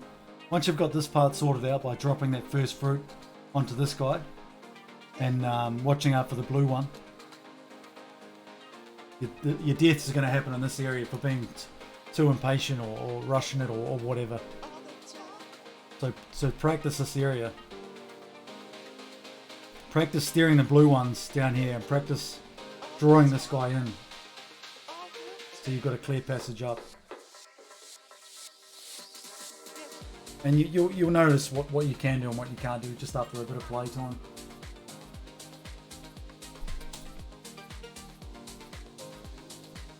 Alright, so the infamous broken board. Right, JC. Now, what I find interesting is Big Red Bird has actually had some problems with the second springboard versus the first. And that's the first time I've ever heard of there being a difference. As far as I know, they're the same springboard, but he seems to have a problem with the second one. He gets the first one okay. But I'm pretty sure they're the same. It must be something he's doing. Or something on his end.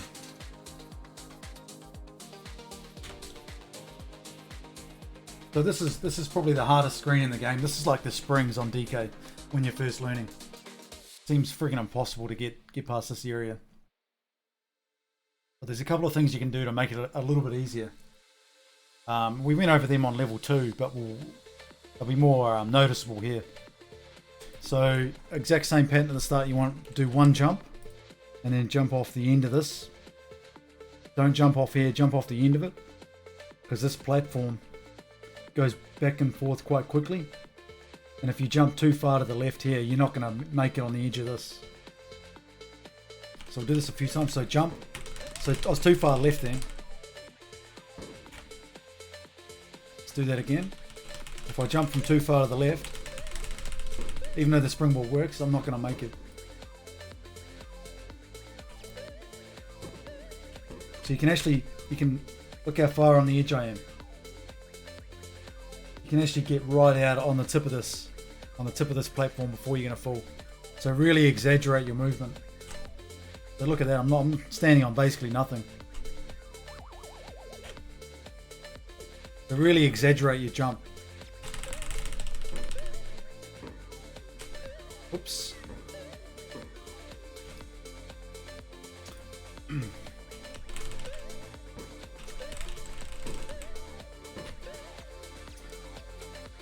But mashing as fast as you can should yield pretty good success. Most people get it around, 80%, I guess. Marky D's had kill screen games that have had 100% success rate on the springboard. I think I missed maybe 2 in my PB game. So despite what people say, mashing is the best way to get through it. The jump at the start just ensures you've got the right timing for jumping on this to land on this platform here.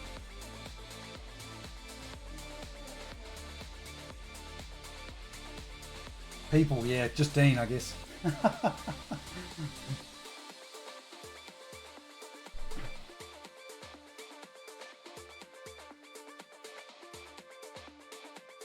Most people run a pattern through the screen once you get up to this bit. If your inputs are all the same, you'll get one pattern up here. Sometimes you'll get a second one. So you're probably going to need to know 2 patterns to pass the screen. Flick. But it is passable without one. So I'll try and run through the main pattern that I know.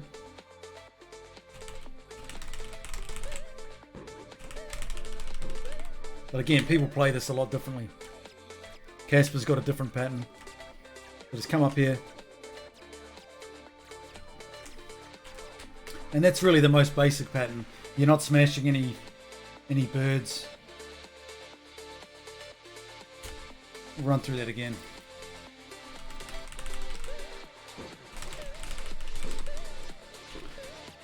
Straight up to the top of that across, up, straight to the top. And I just know, because I know the pattern, that this bird's not going to be up here. I'm going to be able to make it to this chain and then slide down. But the one thing to watch out for is this bird. He is the trouble bird. If you slide down too soon, he'll follow you. So you need to be at the top when he comes around and makes his decision, and then you slide downwards. Actually, sorry, no, it was the wrong bird. Let me try that again. But I mean, I don't have much advice for this other than just to save state it and get used to a pattern and whatever variations it throws out. This bird here. So we've got into this position.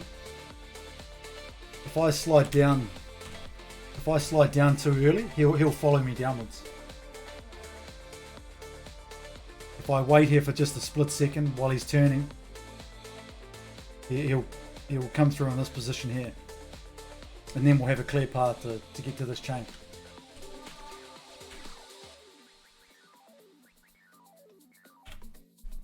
No, it's quite hard to explain. It just requires a lot of experimenting.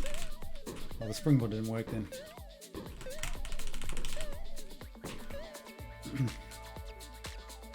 We'll do the pattern again, then we'll run through without a pattern.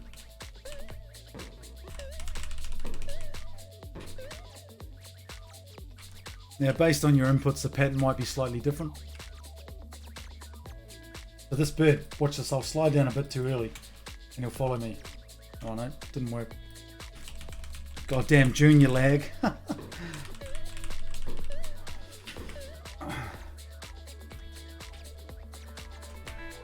Oops.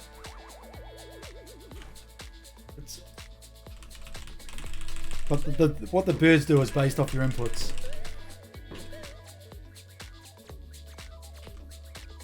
And obviously everyone's got slightly different inputs.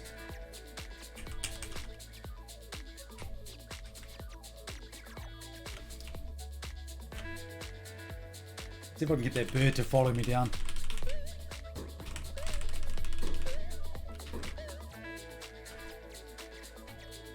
But this is a super safe pattern in my opinion.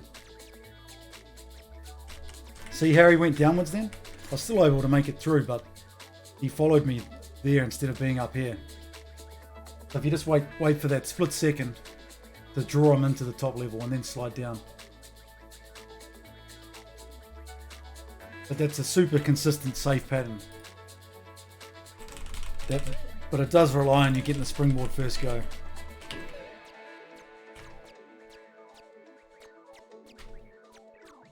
Okay, so that's another thing that can happen. If you're too late to go upwards, you'll smash this bird with this fruit. And this is one of the variations you'll need to know. I'll save it here because I can't remember exactly what the variation is. But I think this one's going to be top, but we'll see how we go. Okay. So all that does is smashing that bird spawns another one quicker up here, and that's why there's basically no gap between these two. That's one of the variations that you'll need to know. You probably need to know 2 variations to your main pattern. just based on what your inputs do, or if you're a little bit slow on some of them, because they react to what Junior does.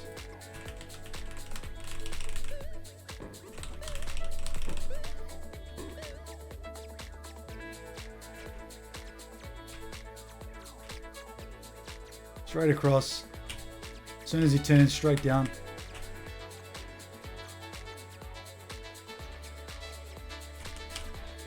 Now this area here, oops. Get back to there. Fuck's sake. Oh, that's all right.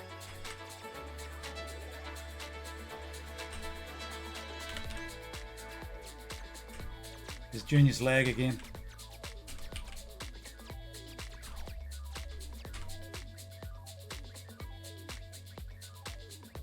So this area here, you want to be, as we explained on level 2, you want to be sitting to the right of this chain. So that means there's one less movement to go across. If you're sitting here, it means you've got to go across like sort of 2 movements. But you'll be safe here. This is to the extent of where you can hang before a bird will hit you. And all we're doing in this position is waiting till one goes up the top like that. Another, yeah, there is creech, and we'll go through that in a second here. So the other thing to be aware of is there can only be 5 of these birds on the screen at once. And after if there's 5 on the screen, there'll be a gap until one goes off to the side of the screen, and then another one will spawn instantly. So in this situation, I've got 5 already. I know there's going to be quite a big gap between this bird here and the next one. So that's going to be my opportunity to go up and across.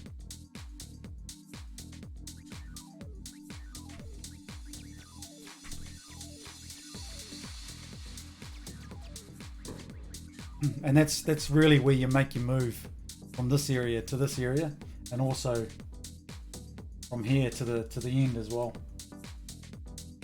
There's can only be 5 of these birds on the screen at once.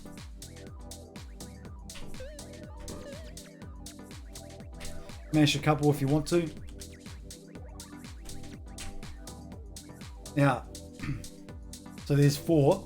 You want to hang on the end of this chain. As soon as the 5th one spawns, you want to drop to the left hand side of it. And from this area here, hey Nick, what's up, man? I'll put I'll make it a highlight on Twitch, so you better watch it over. So when you're in this area, the birds spawn quite close to each other, so you don't want a long jump, you don't want a broad jump over them. You only want a straight jump. So move a little bit forward, straight jump.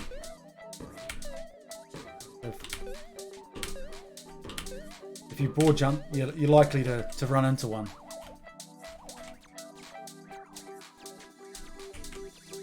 We'll do that again.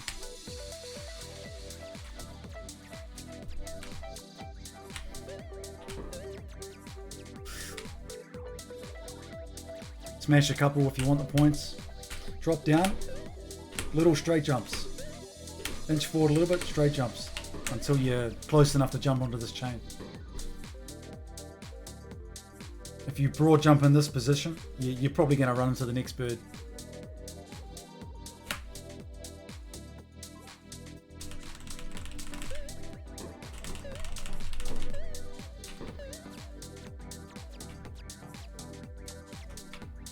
Let's run through the pattern again.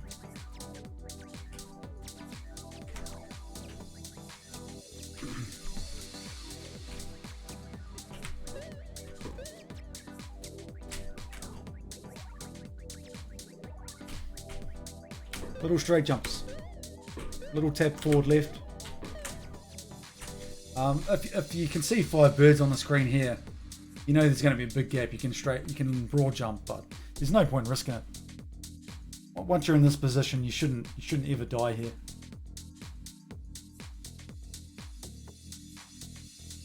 Hey Wags, what's up, man? Wagner. He's going to scoff at the use of a pattern on the screen.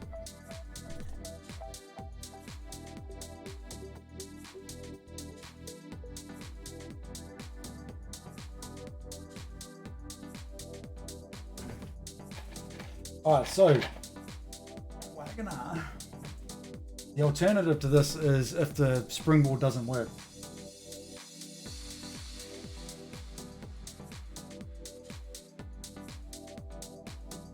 Yeah, Tim, we'll go through that now, mate. Timmy!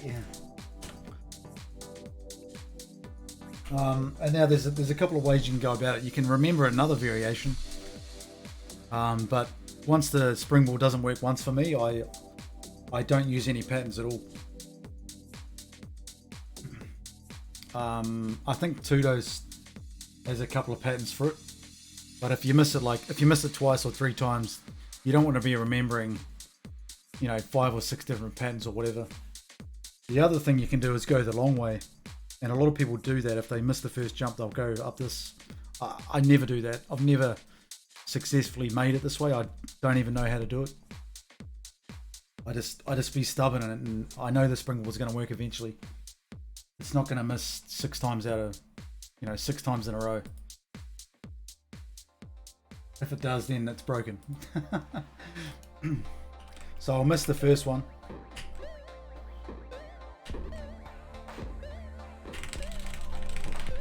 Oh, missed 2, so that's fine. Just keep going until you get it. Almost proved myself wrong then with the 6 times in a row. Yeah, you can, Wags, I agree, and that's what I do. In this situation, I've got no idea where the birds are at, what they're going to do. So let's save that. Whoops. So in this position, I'm just going to smash some fruit. As we went over in levels 1 and 2, get on 2 vines, or 2 chains, because you can move up and down a lot easier. You don't need to recognize the birds, just react to them. Get on 2 chains like this. This guy we know is low, so we can stay up here and get to this next chain. Alright, now we're on the next one. The idea is to get to these 2 chains and then look for an opportunity to make our move. So for this bird, I've got no idea what this bird's going to do. He might come here, he might come here, he might be a low bird, no idea. We're just going to react to him. And we're going to react to the next 2 as well. After a while, you do get familiar with what's happening, and you can sort of anticipate it a little bit. But if you're just starting out, you don't need to know 100% what's going to happen. So you can, in this position, you can move up and down very easily without much lag at all.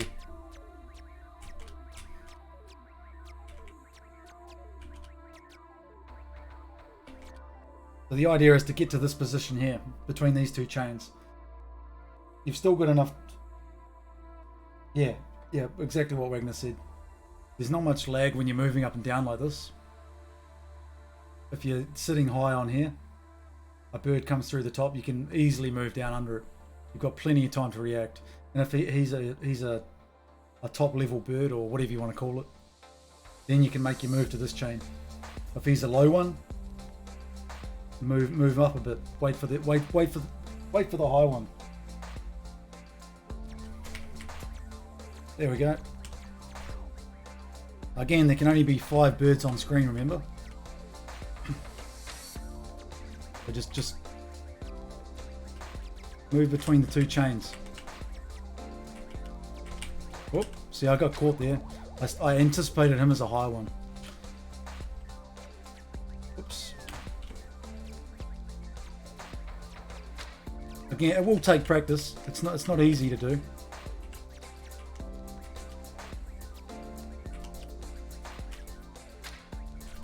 But you've got plenty of time to move up and down and react here.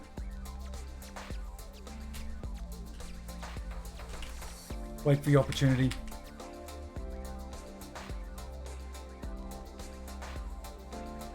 And the rest of the board's the same. Smash one if you really feel confident.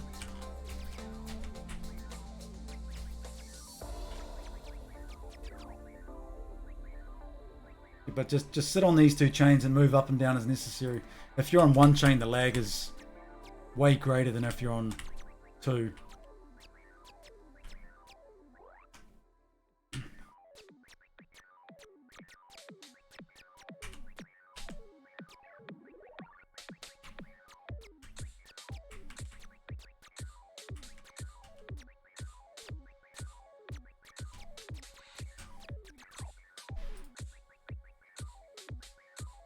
So in the first instance, the springboard works. Know at least one pattern. You probably want to know two, because there will be variations. My advice is just to save state the shit out of it. That's what I did. I know some people don't do that, but the quickest way to learn on the screen is just to save state. Well, this whole game really is to save state. If you want to play the games out, that's fine as well. You'll still learn doing it that way. And you'll learn the other screens while you're at it. But absolutely mash your balls off, man, when you're going for that springboard.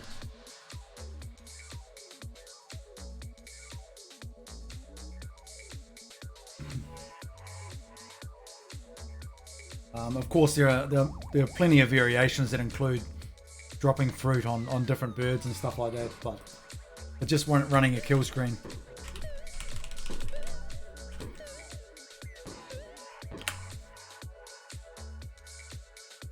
But just running a kill screen, you just need to know how to get through there safely.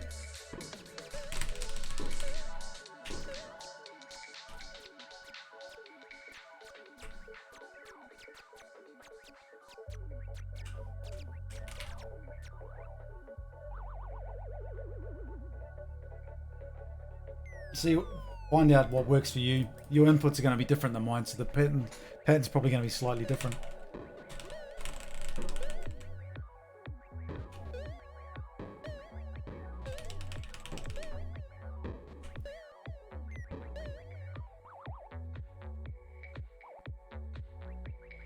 Don't just press the button once. I can't believe that worked.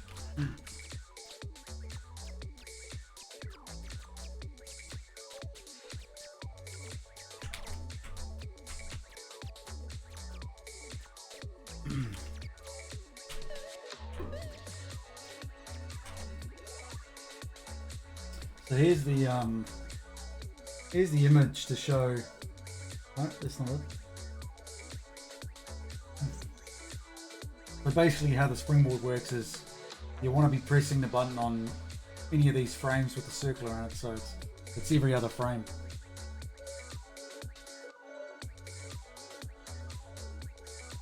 So if you're just pressing it once, you're only giving yourself one chance to hit the right frame. If you're mashing, then you're giving yourself like unlimited chances, basically.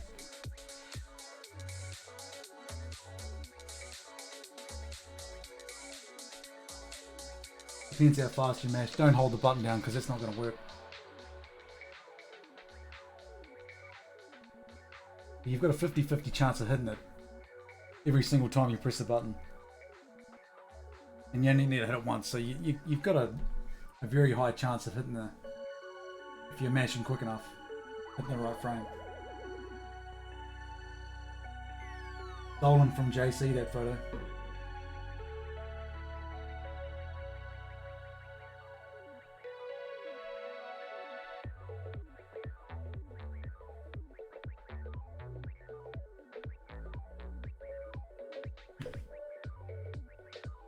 There's a thread on DKF with the in-depth analysis, looking at the code and stuff.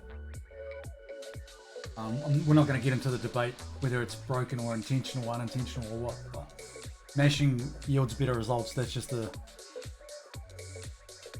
truth to it all.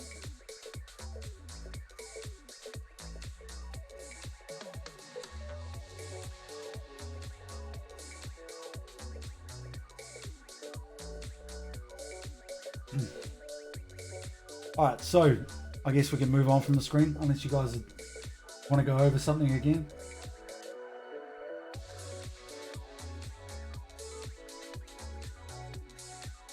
But I guess the summary of it all was to firstly mash on here, learn a pattern for when the springboard works the first time.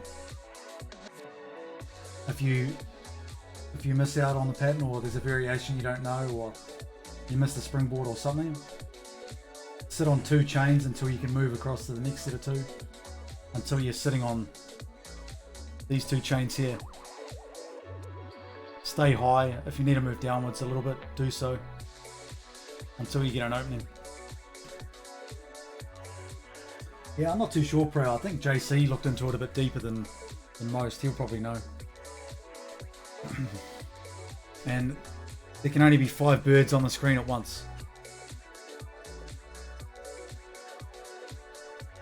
I didn't actually know that until I had a million plus score, I don't think.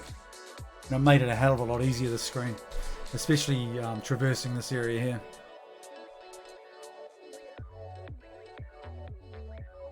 But it's one of those things, you get a feel for it once you play it more. Corey did do quite an in-depth post about it. I think he's the only one that really understands it fully though. There's different types of birds and all that.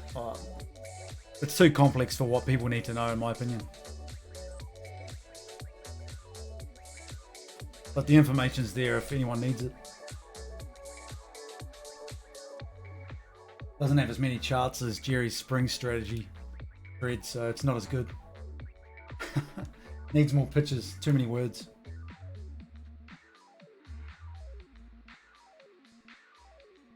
Corey, that's right.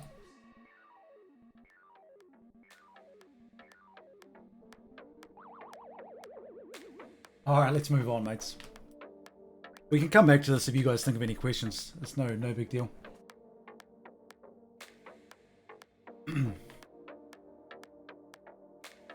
Oh, the level 4 hideout. So this is, as I said, this is different to all the other... Sorry, this is the same as... Let me start again. Level 3 is different to all the other hideouts. From level 4 onwards, it's exactly the same. So you're going to need a different starting pattern to get from here up to this point. Then level 3. The concept is the same. You're clearing out this platform of the yellow spark. It's just a different setup is all. So in the level 3 pattern, we waited and used this apple to smash one of the sparks here. This time around, we're just going to skip this. We're going to smash this along the way, and not smash anything here, and just keep running because we want to make it up here pretty much as quickly as possible. So you'll notice this spark here, this yellow spark's moving a lot quicker around here than the level 3 one. And so if we miss him, if we don't smash him with this fruit, it'll make this area here super dangerous and pretty much impossible to get by without a bit of luck.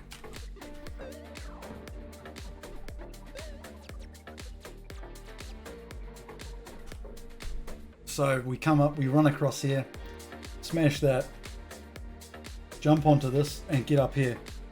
And we want to sit under this apple here and smash this yellow spark with it. Now the timing is it's quite hard to get it first, but it's not impossible to get every single time. You want to jump when he's sort of in this area. Oops, that was too early or too late. Timing was thrown off by the pause. Try that again.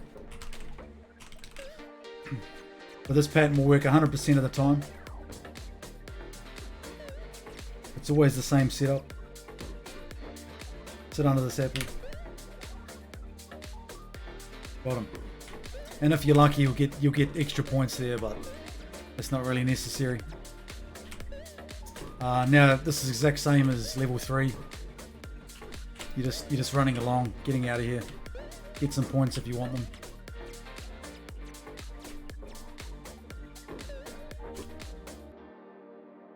But yeah, totally different pattern to level 3, but same concept. We want to get to that second platform as quickly as possible. And smash this quick one coming around. Now some people do this differently. Some people jump backwards, back over this one. Or face right when they do it. Doesn't really matter. I like to do it this way. You back jump over this? Yeah, if that works for you, it works. It doesn't matter how you do it. It really doesn't make a difference. If you do jump too early, you will get hit by this guy. So maybe it's safer to jump backwards over it. There's no right way to do it, no wrong way.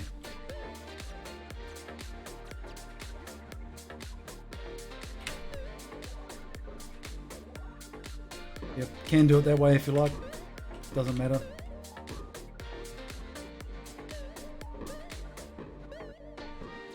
The important thing is we're smashing the yellow spark on the third platform.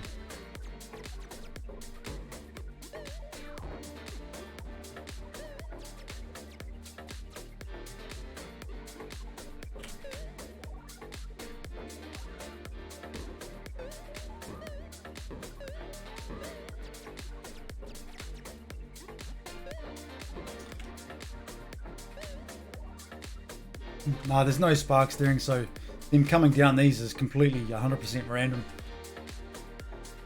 There's no danger up here really if you're just trying to get through it as safely as possible.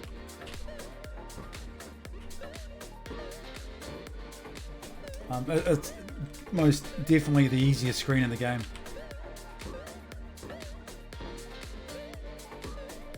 In my opinion. With just running boards, that is.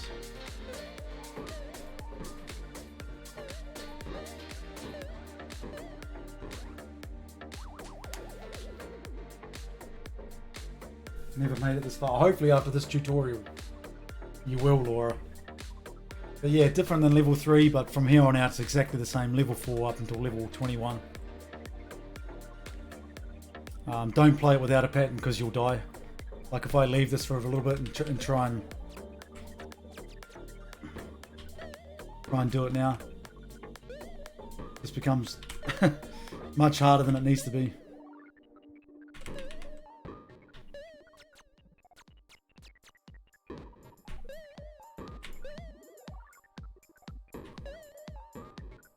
I got lucky in that instance. But learn the patterns, guys. That's what makes this game 100 times easier than DK.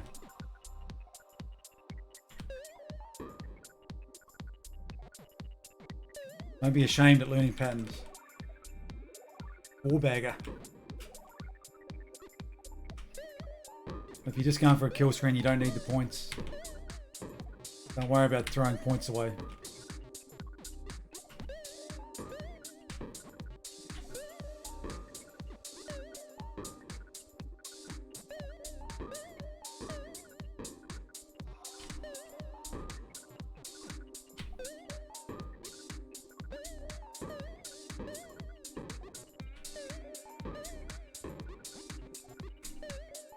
I wonder if you can double jump these.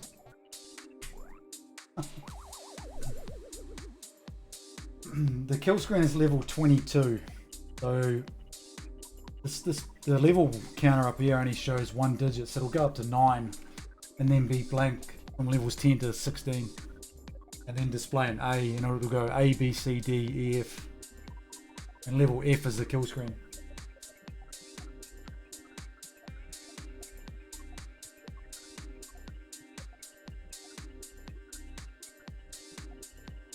Yeah, that's the traditional way to get three smashes, Tim. Absolutely not needed if you're just going for kill screen.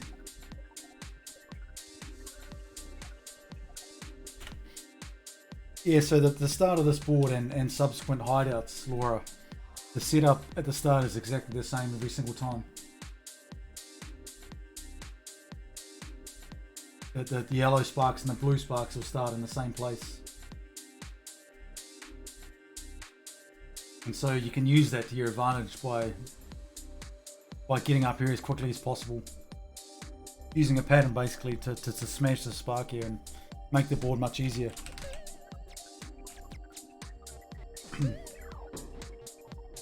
So I'm confident going into this board every single time that my pattern's going to work.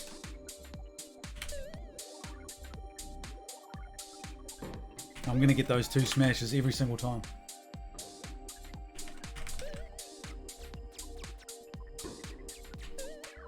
Of course, there's variations of this pattern. There's plenty of them, but I think this is the safest and most consistent.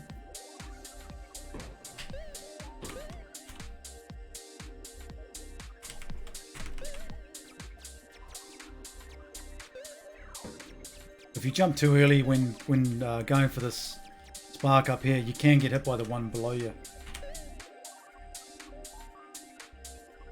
So even then I hit it super early and didn't die.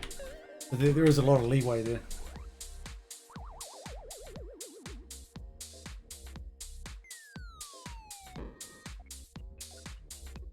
Hey Jerry, what's up man? Welcome sir.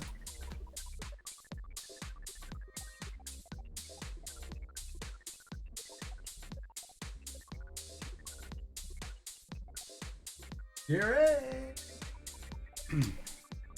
So yeah guys, don't be afraid to learn a pattern. You absolutely need one to get through the screen. to make it from here to here, you need a pattern. This guy will kill you. I'll show you how hard it is without a pattern, or if you miss that yellow spark. Oops.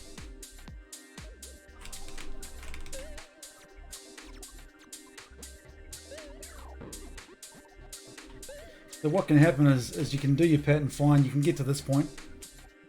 Oh shit, we missed it. We missed that guy. Oh no, what the hell do we do now? The trick is don't panic. Hang out on this edge. And this will happen to you. It happens to everyone.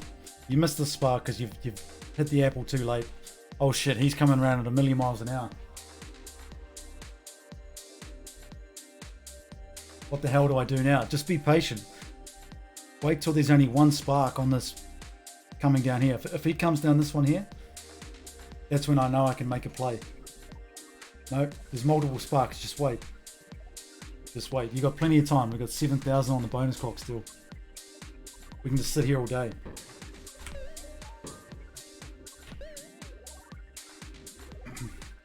Just be super patient. You might die a couple of times.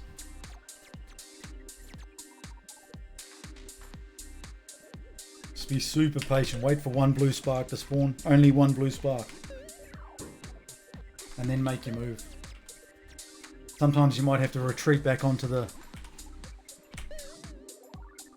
pole or whatever they are.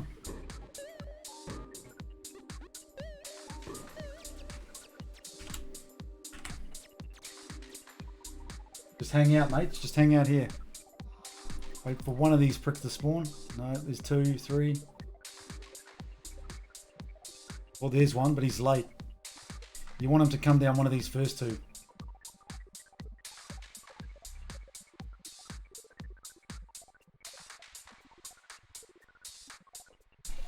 Lose a few points, but it's better than dying. Jesus. Wish I was leeching this. I'd be getting 40k. 40k on the side out.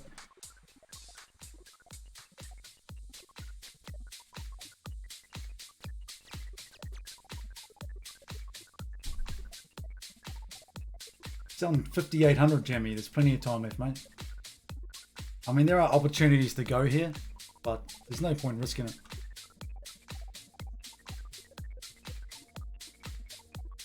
Right. Nice.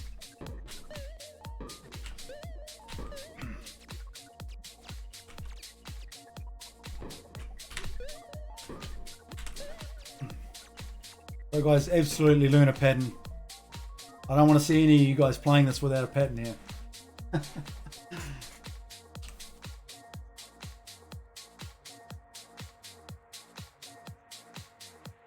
Hey Tysky, thanks for the bits, brother. Biddies. I appreciate it.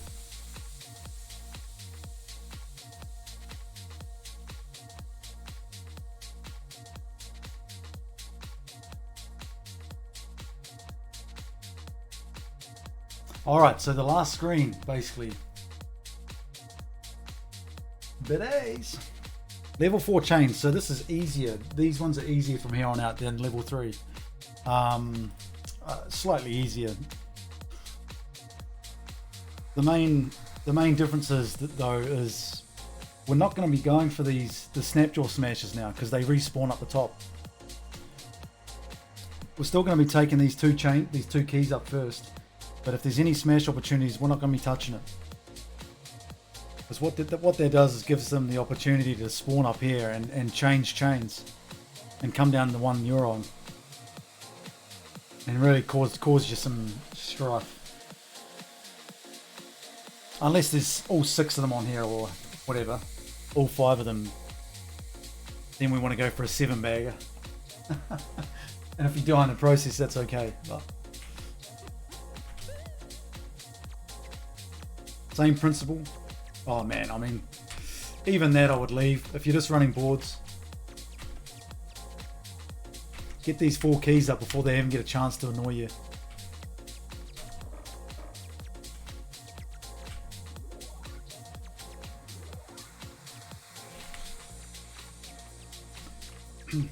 So now we're exact same as before. We're waiting in the safe spot here.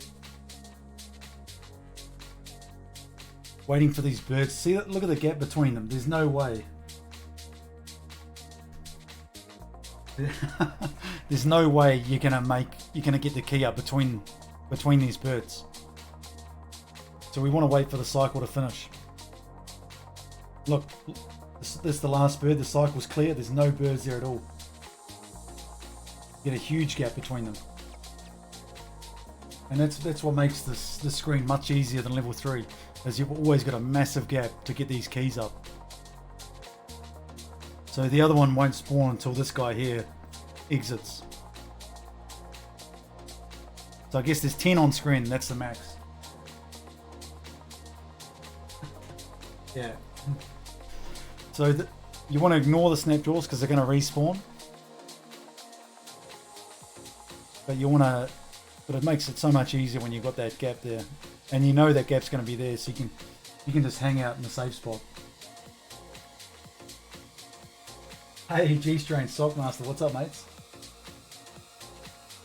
The troll crew have arrived.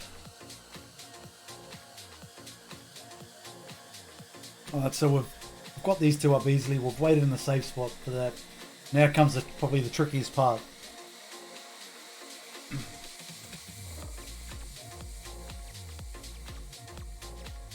And you want to be super, super careful here. Take your time. There's always plenty of time. Get into this position, and usually when you're in this position, you've got a lot of snapjaws up the top here. And you want to be ready to, if they're hanging out on the left too, you want to be ready to bail. Sometimes they'll come down like all 4 of these and you're almost screwed, but it's pretty rare that that'll happen. But at any time you want to be ready to bail to the right if they're hanging out here. See what they do, wait for them to make a play, and then use the massive gap between birds to make your move. Alright, let's see that again. So we're level 4, we're ignoring the snapjaws. Getting these 4 keys up very early on.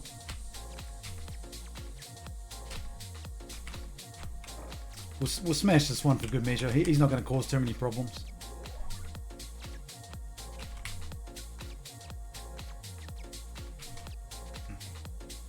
I like the left hand side of the screen for some reason. It's all like how the fireballs gravitate to the right on DK.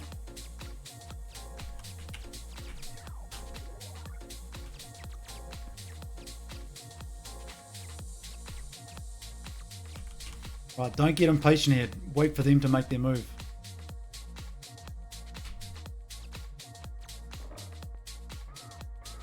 Remember, there's going to be a massive gap in the birds if you sit in this area, and that's when you want to make your move.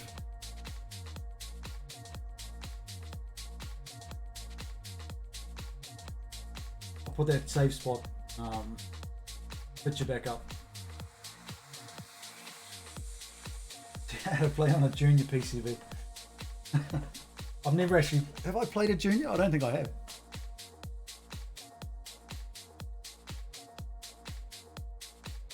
Yeah, so this is where the safe spots are, mates. And obviously we were waiting on the right hand side for the gap in the bird to make our play for the right hand key.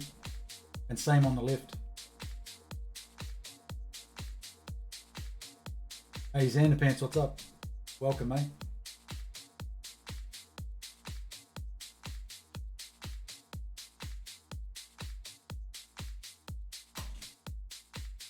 The bottom safe spot is not as important on the screen.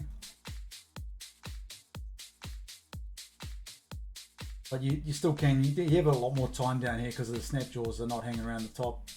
When they are up the top, you've got a lot of time here to traverse. Yeah, I'll definitely make a highlight of this.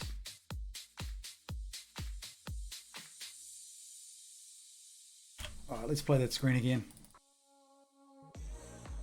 Again, there are different patterns for this.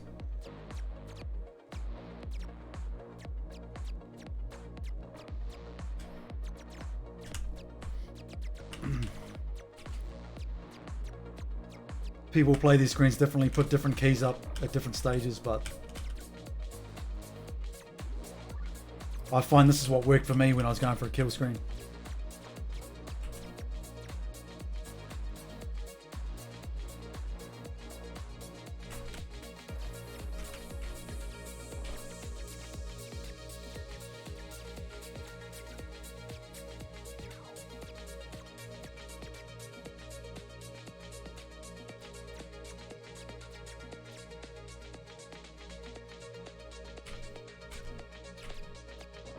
It's very important that you're ready to bail from this area.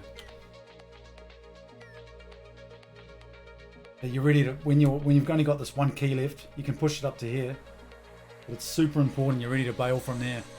If you've got snapjaws waiting up the top, you almost want to get out of there before they even make a move. Either slide down to the safe spot here if it's clear, if you feel confident, or just sit in the safe spot and move to the right.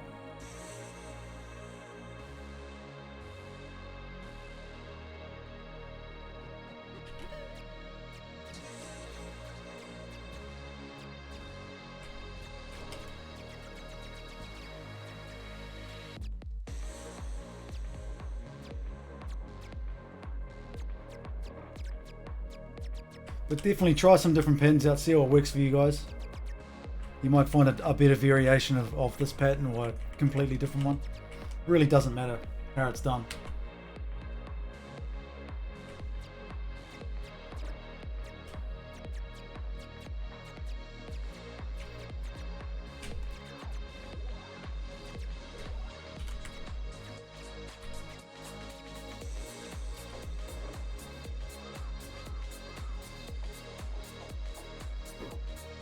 And that, ladies and gentlemen, is DK Jr. So from here on out, levels 5 to 21 are exactly the same as level 4 in that order. Jungle, spring, hideout, chains, same difficulty. Nothing changes at all.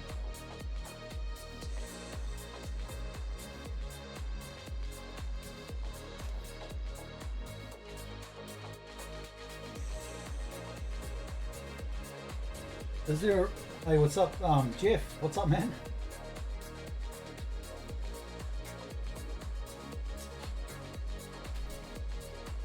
So, how are you, mate?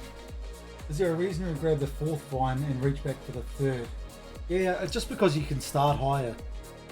So if you jump into this, you're starting a little bit higher than you would if you're just jumping into the end. If you get what I mean. So I jump into it like that because then you're like, you know, a 20th of the way up the vine, up the chain. Doesn't really make a difference, but just a habit I've got into. Otherwise you're hanging on the end. You're hanging down here. Just that split second more efficient, I guess.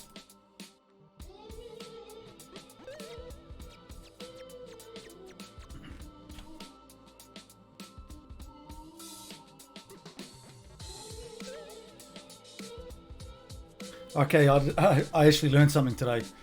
If you're hanging on the end of this, they won't hit you either. The same as the jungle board.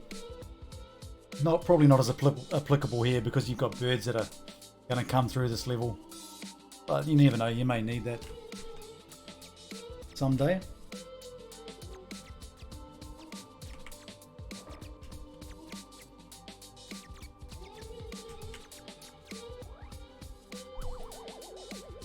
Thanks, bro.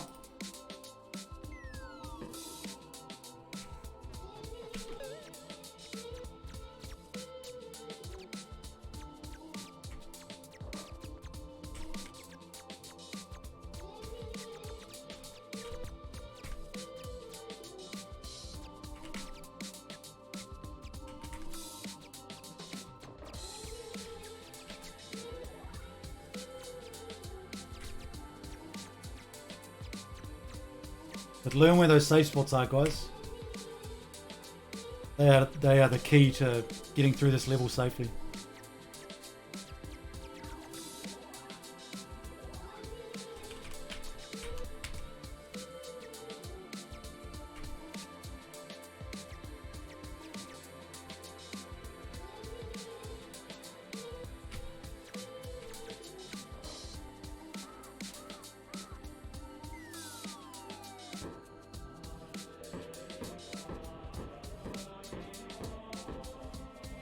Alright, so I think we've covered pretty much all the basics.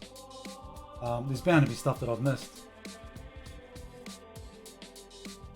But a lot of this game is just getting the feel for Junior's movement.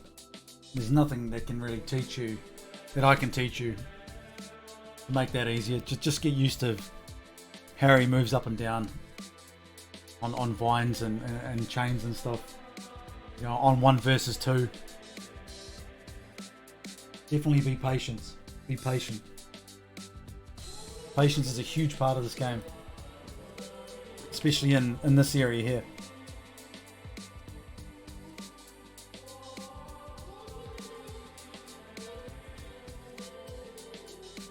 The lag is variable. It's just going to be something you guys have to get used to. It's probably the biggest obstacle in this game, but once you get over that and once you learn the screen somewhat, it's a much easier game than Donkey Kong to kill screen.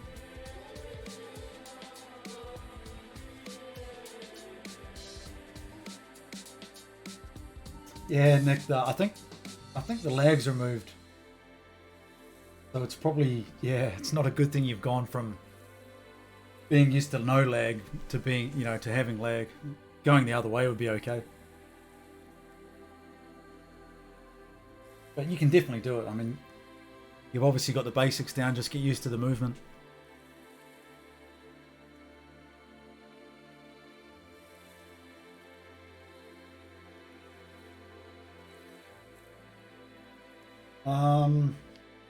What else? What else?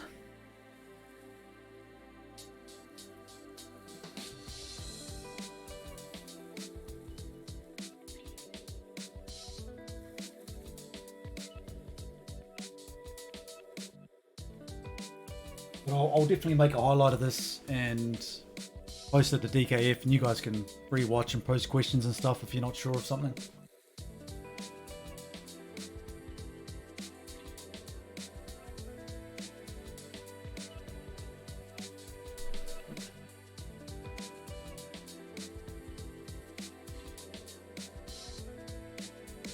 Can you guys think of anything that you want me to cover or that I haven't gone over?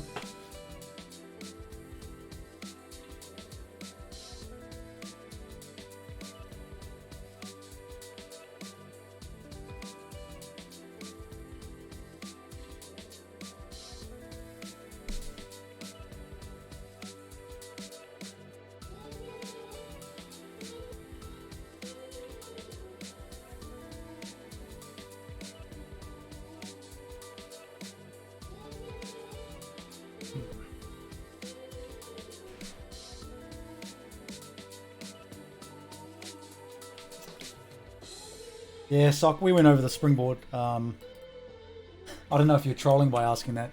You probably know better than anyone if it's reliable or not.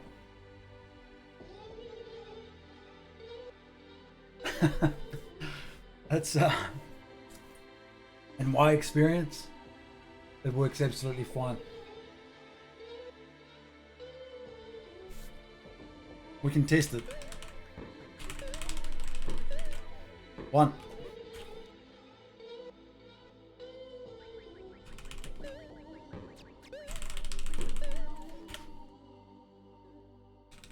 Two. 3.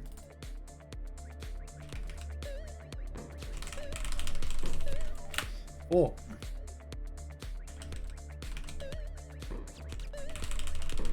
4. So 80%. There you go. 4 out of 5.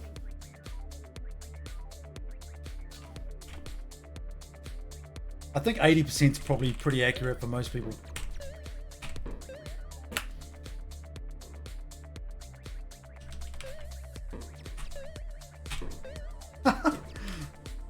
Flick. Oh, don't tell me this is going to work.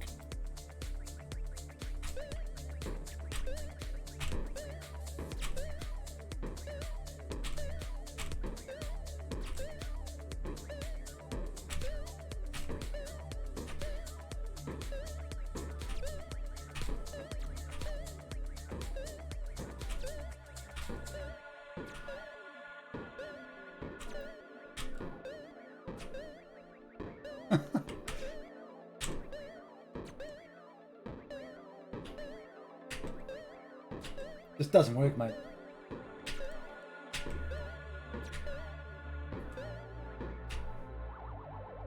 The old flick. Click and flick.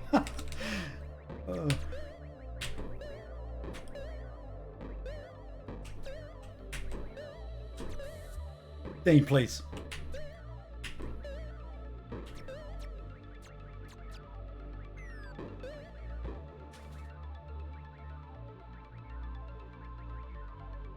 Get a 7-frame window to register a jump. Yeah, I've got the picture here. Out of 10 frames, you've got 5 chances to get it. If you were to tap jump twice, down for 1 frame, up for 2 frames.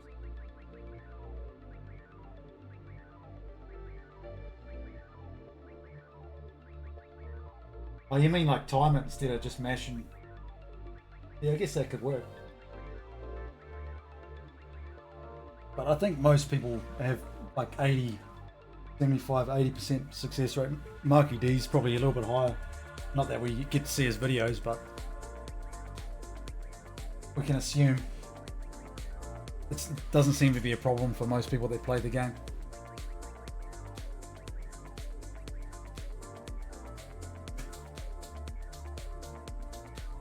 But still enough of a problem, you need to know the alternative pattern, or need to know the strats for getting through the birds here.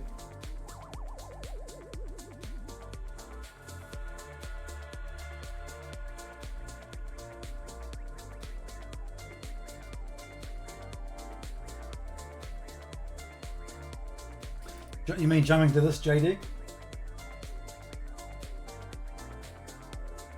Jumping to the one on the left? Oh, or you mean...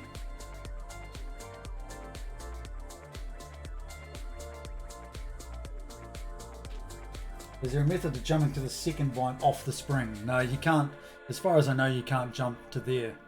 Or maybe you can if you time it correctly. From the spring to one on the right. Oh, there you go. Didn't even know that was possible. But wow, double spring, new world record.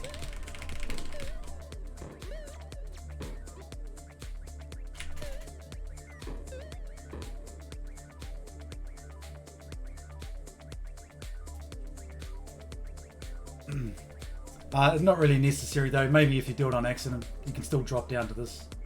Absolutely fine.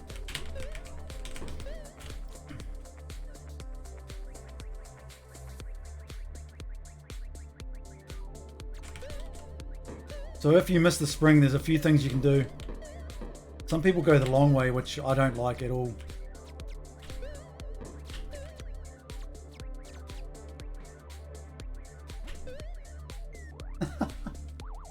I'll just be stubborn and keep trying the spring until it works, man.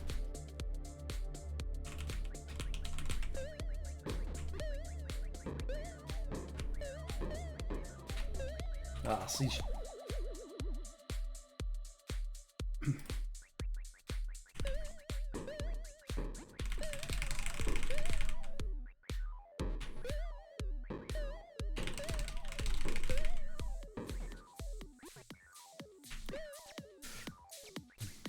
So Nick, if you miss the spring and you don't have a pattern, there's one thing, there's a couple of things you can do, but the best thing to do is you can react to these birds. You don't need to know what they're going to do. Is you want to stay on 2 chains when you want it to move up and down quickly instead of on 1, because there'll be a lot of lag when you're trying to move down 1 chain. So stay on 2. Stay quite high, and then just react to the birds when they come on this level here.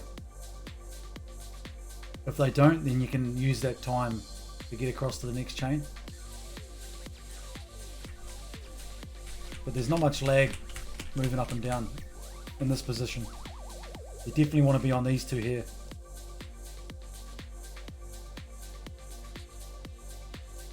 If you're sitting on 1, you can take like a quarter of a second to move downwards. So you guys can hear when I'm pressing down. Just takes forever, man.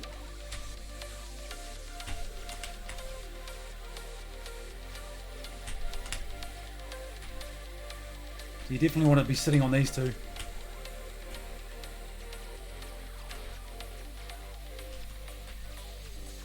Move up and down as you need to.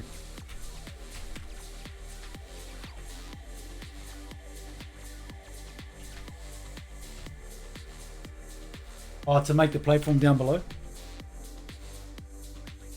So one jump, and if you miss it, jump across, wait for a split second and then go again. No. So you want the platform to be sort of on its way back to the right when you're jumping. It was a little too early then, but still made it.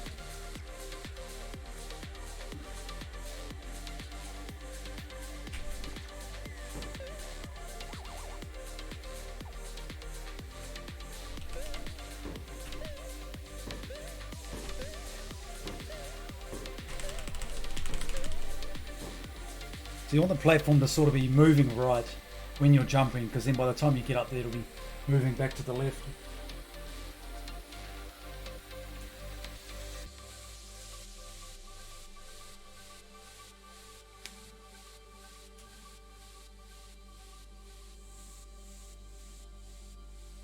But you don't have to wait either. As soon as you get back to this platform, if you jump far enough to the... I didn't that time, but if you jump far enough off the ledge, you'll still make that. Can be a little bit risky. But you can get quite far away. You can get quite close to the edge of that and still be standing on it. You don't need to jump from here. You can jump from here.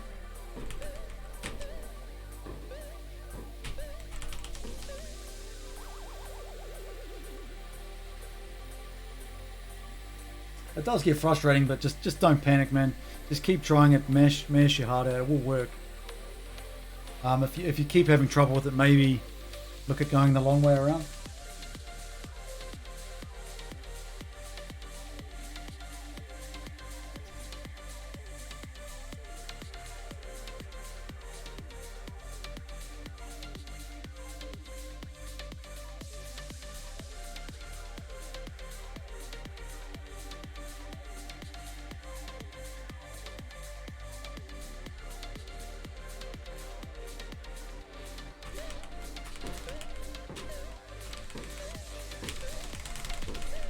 Okay, so that's something else I learned. Keep holding right when you're on the spring, because you'll move a few pixels. I never noticed that.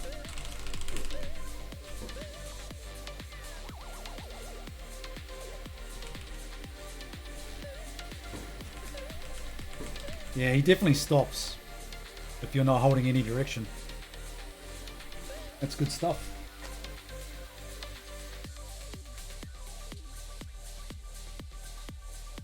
Yeah, Nick, you can get super close to this edge before you need to jump.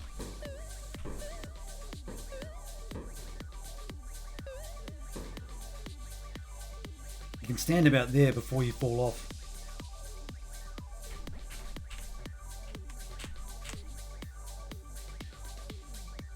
So just experiment with that a bit. Exaggerate your movement at the start of the screen so you don't jump until very late.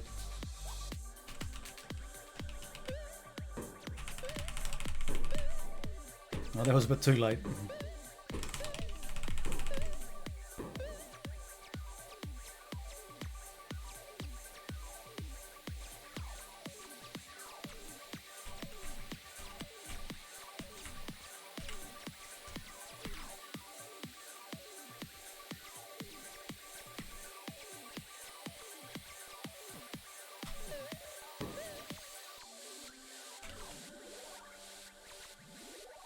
The other thing you can do in this position is jump straight onto that chain, but not really necessary.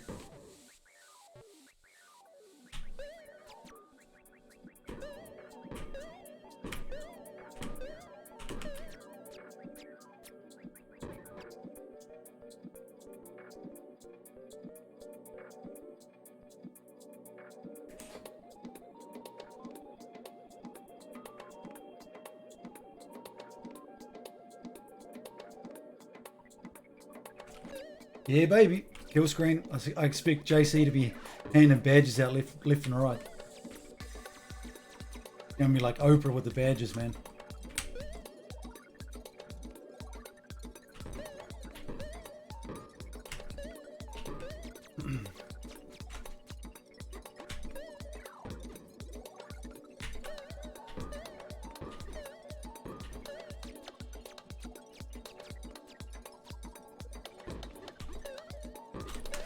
But this is pretty good stream. So once there's, maybe I'll wait a little bit until people get more familiar with Junior.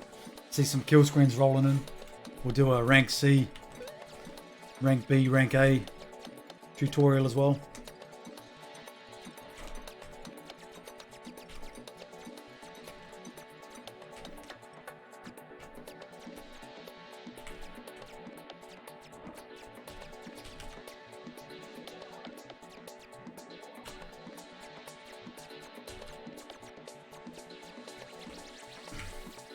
And also, if you guys are keen, I can do one on DK3 for rank, for rank D, ranky D on DK3. Definitely wouldn't be as in-depth as this one, but there's some things there I can teach people to make it a little bit easier.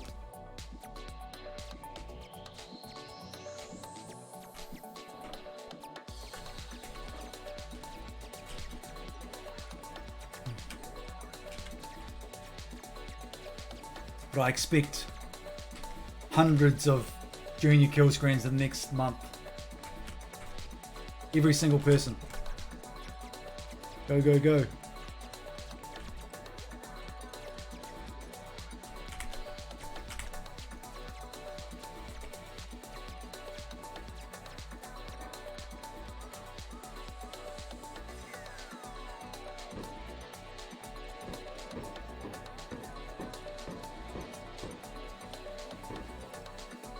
Yeah, man, if there's enough interest and stuff, I'll definitely do a DK3 one.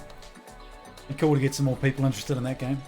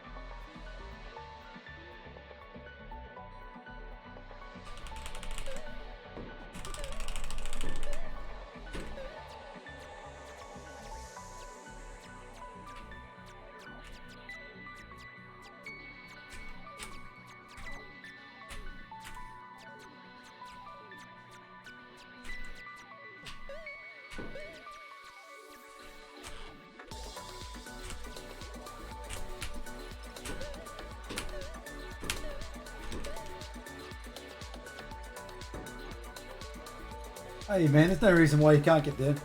Just one game at a time, mate.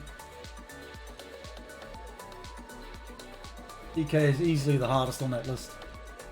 For any one of the requirements, in my opinion.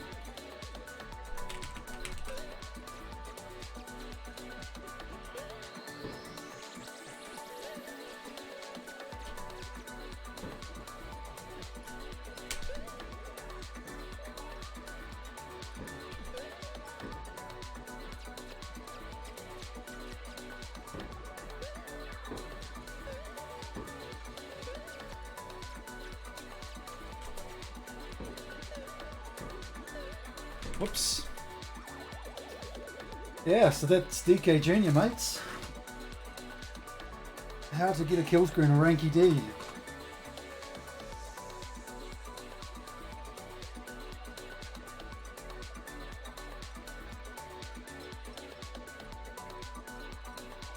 Yeah, DK kill screen is much harder than the rest.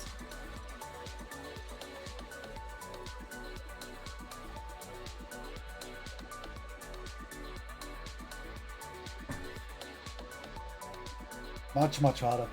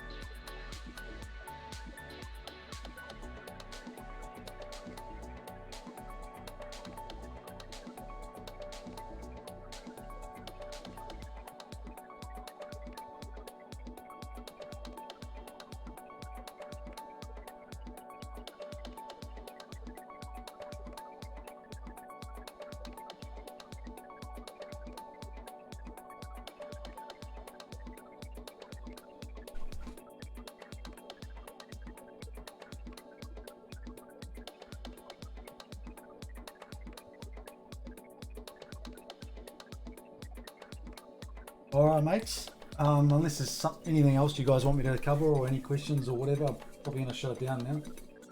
Yeah, the Brian Allen DK Junior Open, that's right, starts on Monday. On Monday or Tuesday. I didn't get a score up for the DK Open, but I'm definitely going to be playing some Junior for the Junior Open. Might do some PB attempts and maybe some world record attempts. Go for the big 1.4.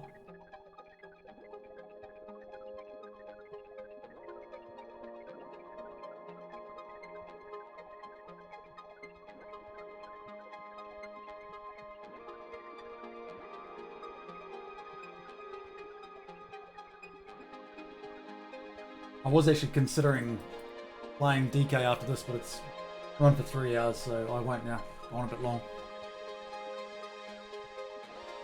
Yeah, mate. You know it. Try and bring Sparky D out of his slumber. Bring him out of hibernation.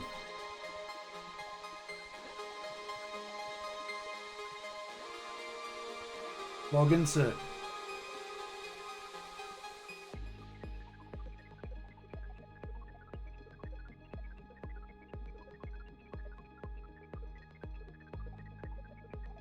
Hi mates, I appreciate everyone hanging out and watching. It's been a lot of fun.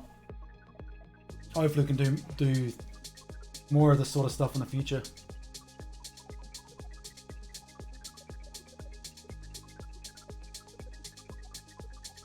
Hope everyone learned at least a little something. And I'll make a highlight of this and post it to DKF and stuff so people can check it out.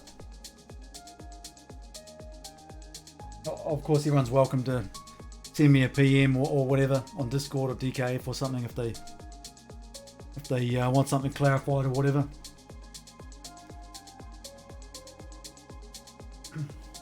Alright mates, take it easy. Thanks for hanging out. Have a good night.